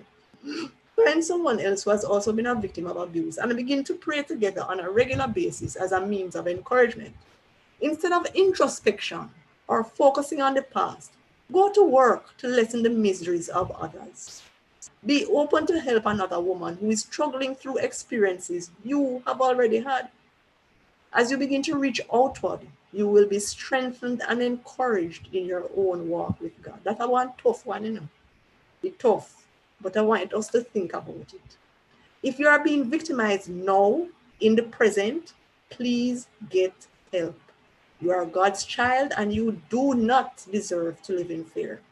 If you are married with children and have an abusive husband, you must protect yourself and your children by putting space between you and your abuser until he accepts help with his problem. And it is his problem. Don't believe him when he says it's all your fault and you deserve to be punished, because that's not true. You are a person of value, no matter what he tells you or no matter what she tells you. Go to your pastor, yes, and again, there are point persons that you will be referred to. Yes, these are point persons, but if you go, like as I said with the police, and you realize that nothing now happened this. If you go church and you go to your women's ministry director, no disrespect, Sister Grant, pastor, one elder, whoever, and nothing now happened this, find something else, because there are many resources. What it requires is that it requires being vulnerable at home, which is not an easy thing to do. Yes, I can sit here and tell you or suggest to you what you should do, because I'm not in your shoe. I can appreciate and imagine what it is, but I am not in your shoe. But nonetheless, it is something that takes willpower and courage, and you have to dig deep inside to find it. After years of abuse, you will need enormous willpower to say enough and to get help you deserve. But with support, you can get out of the vicious cycle that is ruining your life and the lives of your children. I end by saying this, again, I commend the Women's Ministry Department for taking this step, for taking the initiative to start the conversation. And I pray that it will not stop here, that probably this will be the first church to say, boy, you know, we are setting up a counseling hotline, I don't know, for abused persons. Probably you have the skill in the church. Do something tangible to help those who are in need. Thank you very much. Thank you. Thank you so much, Sister Tanya. Thank you for your presentation. This Sister Karine, if there's any question, are there any questions that you would like to ask Sister Tanya, or you would like to field to Mrs. Clark? Can you please write them in the chat? And Sister Karine will guide us now in this segment. Good evening, everyone. Very interesting presentation so far. I am not seeing any questions. I'm seeing comments. Miss Stanbury indicated that End It Now has been around for more than 9 years, and indicated that Dr. Vernal and the EJC has been promoting and having seminars. Yes, so yeah, we are aware of the End It Now. But in terms of questions, I'm not seeing any question so far. May I make a mention of a comment that S. Smith has in the chat? May I go ahead? Sure. S. Smith says, S. Smith? Yes. Okay. S. Smith says, while dating, we need to listen keenly to how the prospect speaks, handles situations, even hypothetical situations, and deals with you. Any rough handling, these are important indicators, and I agree with her 1000%. Many times, we blind our eyes to red flags. And somebody told me years ago that if there is a problem before you get married, marriage is not going to solve the problem. So if you see something that causes you concern, so if something happened and him lick you one time before you're not married, or him shout after you, or he verbally abuses you or something, whatever it is, pay attention to it. I agree, S. Smith. Yeah, but the one, if I might add here, the challenge with some persons, they are so desperate to get married that they ignore the red flags. That's always the challenge. That is true. I'm not sure who spoke a while ago. I agree. And that is too because my sister, Karine, the pressure that our circle puts on us, whether this circle is your friend, your family, your church member, I say, when I go eat piece of cake, you know, get married. That pressure, and we must be conscious as persons around younger people or unmarried people of what you say to them. You might say it as joke, but be careful what you say because you don't know how the person you're saying it to taking it. So yes, that's a valid. And if there's anyone who wants to ask any question, you can raise your hands, and then the host will acknowledge you. But Sister Tanya, I want to know, how do you help someone if they're not talking? You're seeing all the signs. You're seeing the swollen lips. You're seeing the heavy makeup because they're trying to hide the bruises. How do you help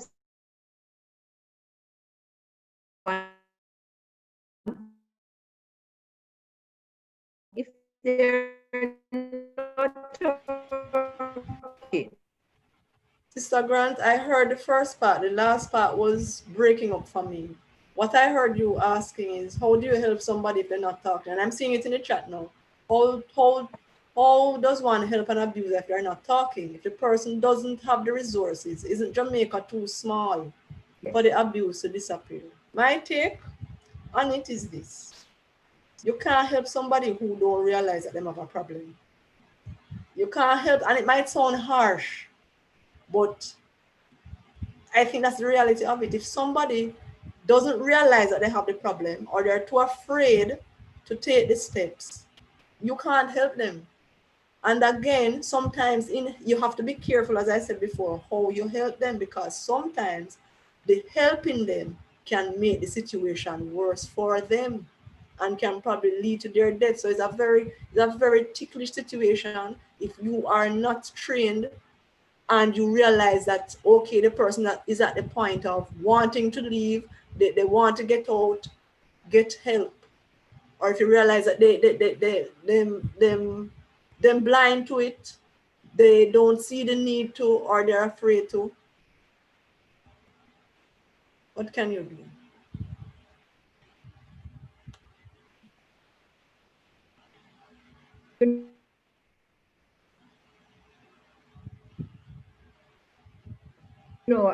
Something that Ms. Clark said that, resonated. My sister related, knew that my father would have chopped up the person. So because she didn't want my father to get into trouble, she took it because she knew that something was going to happen if she spoke. Yes. And I remember him as a child, my father would tell us, don't stay and take no beating from the man, come out of the yard. Yes.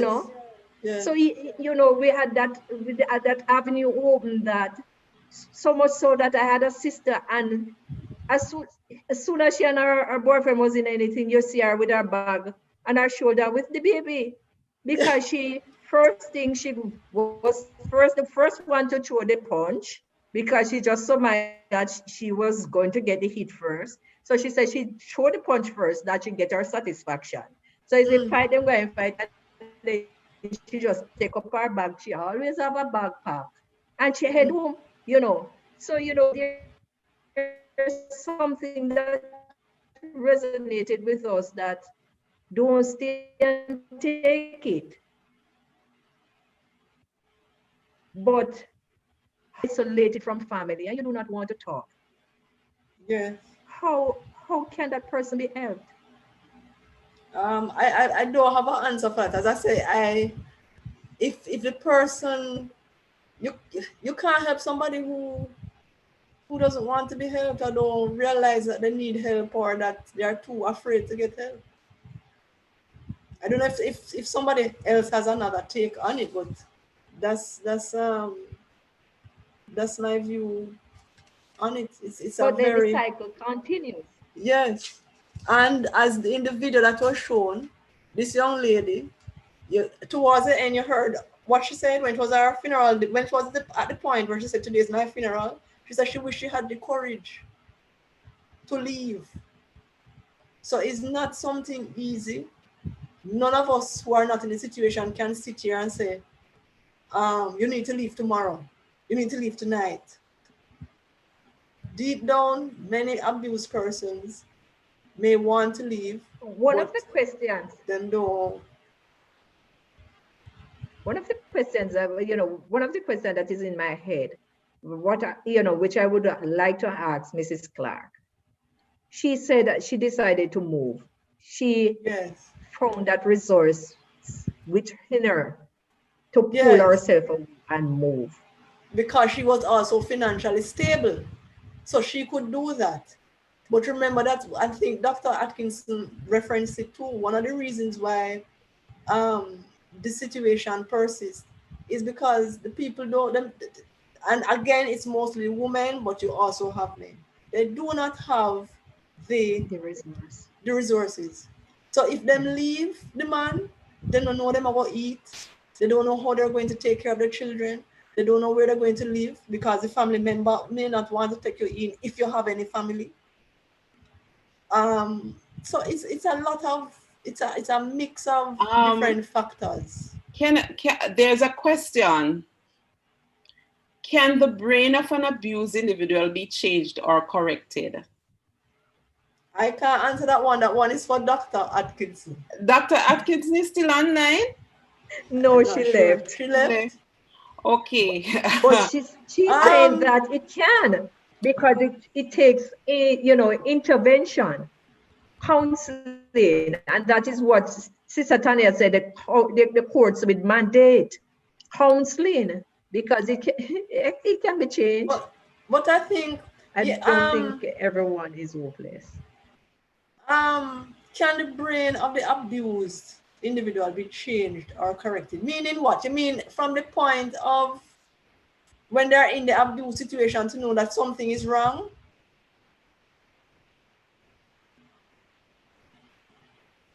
Hello?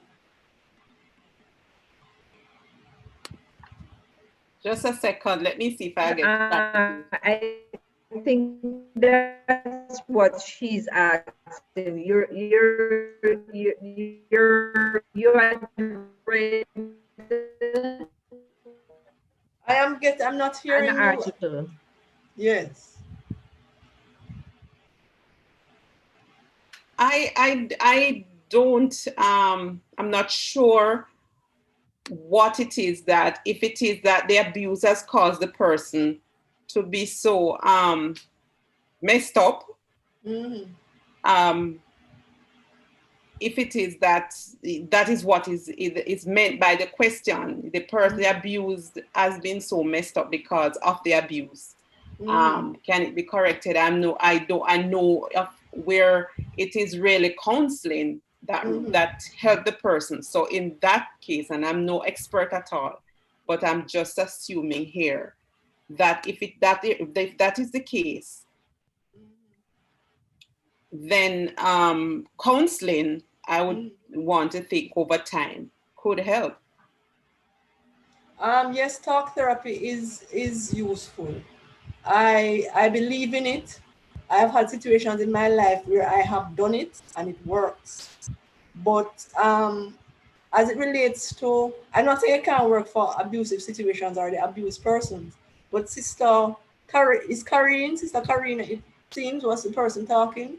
Sister Karine, I'm not sure if you were on when Doctor was, I'd asked a question of Doctor as to what happens. There is a deep psychological operation within your brain. Yeah.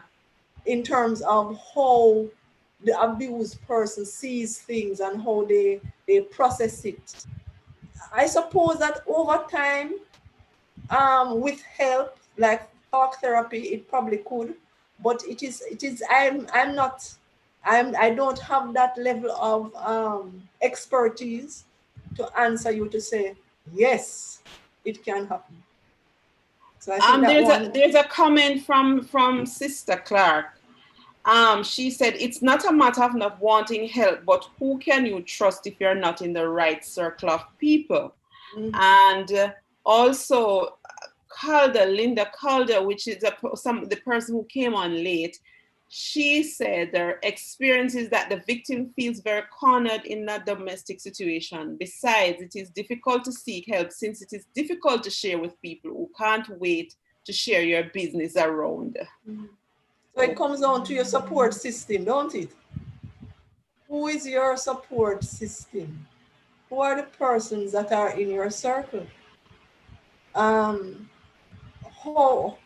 And if it is that your circle is not a circle that you trust, and that trust can be shattered again because of the abusive situation you find yourself in, who do you talk to? And to my mind, it is in that situation, you're taking a risk. But here's how I look at it. Are you willing to risk finding somebody who can likely help you? So for example, somebody that is far away from your situation. For example, a pastor or a women's ministry director or a counselor. Yes, somebody who is far away from your situation. Is that easy to do? No. How are you going to start? Here is my thought. Our community, our institutions are important. And that is why, for example, our church is important. That's one of the societal institutions. Yeah. If you have a connection with the church, and you don't even have to have, meaning a connection in the sense that, okay, there's this church in your community, or if you don't want to go to that one in your community because the people there might know your husband, but find a church that you can, attach to, and and seek to get help from. The state agencies, persons that are far removed from your situation, who your abuser is very unlikely to know. Your state agencies, I gave some numbers for the Bureau of Women's Affairs as a domestic hotlines, one different for women, one different for men.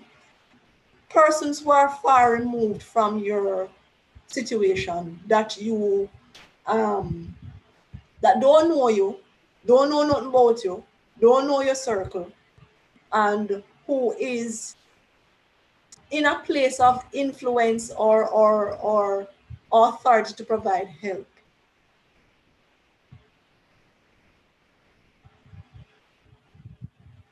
Sister Clark. And Sister Clark. I share Sister Clark is saying that her pastor told her to pray about it. Yes, but remember too, Sister Clark, I say, if one of the contact person that you go to, whether the police or whoever, and you go to that person and them tell you something that's not helping you, find another route. Because praying about it is important, yes, but as I shared with you, a friend of mine shared one of those online things once. You can pray and pray and pray till thy kingdom come. If you don't take action, nothing will happen. Yes, yes. Okay. Well, sisters, time is far spent. We are half an hour over time. I want to thank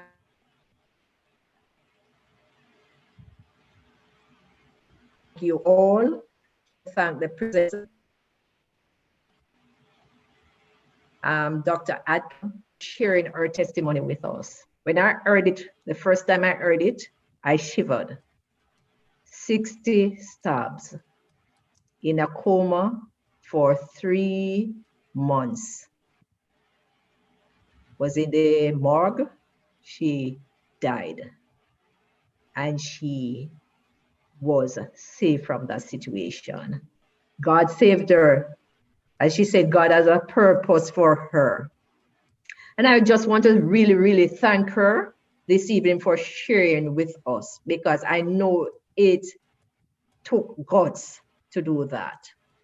Thanks again for sharing with us. Thank you all my sisters who are joined. I can see if there are some of our ladies from Zone 2 who have joined us. Welcome and thank you for sharing with us this evening. And as we can see, abuse of any kind, lower person's dignity, their God-given worth, and abuse is not accidental. It is intentional. So when a person decides to start abuse, it is intentional. So let us not sit there. We have information, we know what we can do. Sometimes we have to bury the shame. Bury the shame. Put the shame away for life's sake. It is your life that is online. How do we, face these challenges? Because it is said that 1 in 4 women are abused in some form or the other. That means we have 22 of us here online now, and probably every 4 of us is being abused. Every 4 of us is being abused. And that's that's statistics from Jamaica. For the Jamaican statistics. Yes. You understand? So let us, continue to pray. Let us pray for Sister Clark and her daughter, because I know her daughter now is in university. They have come a long way. And to God be the glory. He's still out there. And we don't know if the devil is not going to take him one day and he's going to turn around on her again. But she's walking past him sometimes. He's still there. But God is on the throne, and we know that the prayer of the saints is covering her. Let us continue to pray for each other, because we do not know. As it says, some of us is not talking. our ladies are not talking. Some will share, some are not going to share. But we know. He was penalized. She said he got 15 years. Well, He she's got talking 15 about years. when she said she went and got a restraining order, which I think she means a protection order. Yes. Yes. So it was a very informative, Evelyn. I am sure that we'll learn, all of us learned something from this interaction this evening, this discussion this evening. And I thank Sister Tanya again, Dr. Atkinson, You're welcome. and Sister Clark for joining the conversation. I'm going to ask our Elder Norma.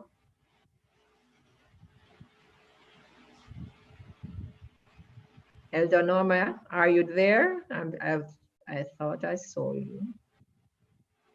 All right, Sister Janet, you open with prayer. Are you still there? All right, I'm going to ask you to pray a special prayer for Sister Clark as we close. Thank you again, sisters, for joining us this evening. It was a pleasure having you.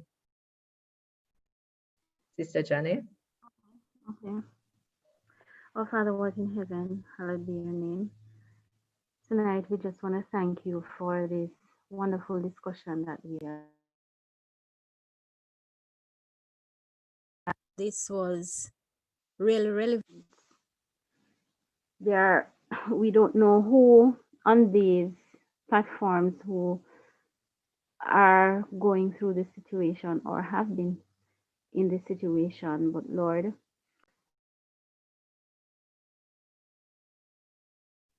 from what was discussed here, from the education that we would have gotten, we could take away something that could help us. Father, we thank you for those who presented, Sister Atkinson, Dr. Atkinson, and the other presenter. We'll continue to be with them, continue to guide them in their course of work. For Sister Clark, dear Lord, I pray that you'll continue to give her strength to carry on, and her daughter, just give them the strength to carry on throughout life. Thank you for Sister Grant, who has put this program in place, and for everyone who gave a hand to make this possible. Thank you for the communications department. We thank you, Lord, that everything went well. So tonight, Lord, as we retire to our beds to sleep, I pray that you will give us a restful night. Be with us throughout the rest of the week, and may your angels guide and protect us in all our endeavors. In Jesus' name I pray and say thanks. Amen. Amen. Amen. My sisters, have a pleasant week. Thanks. Amen. You too.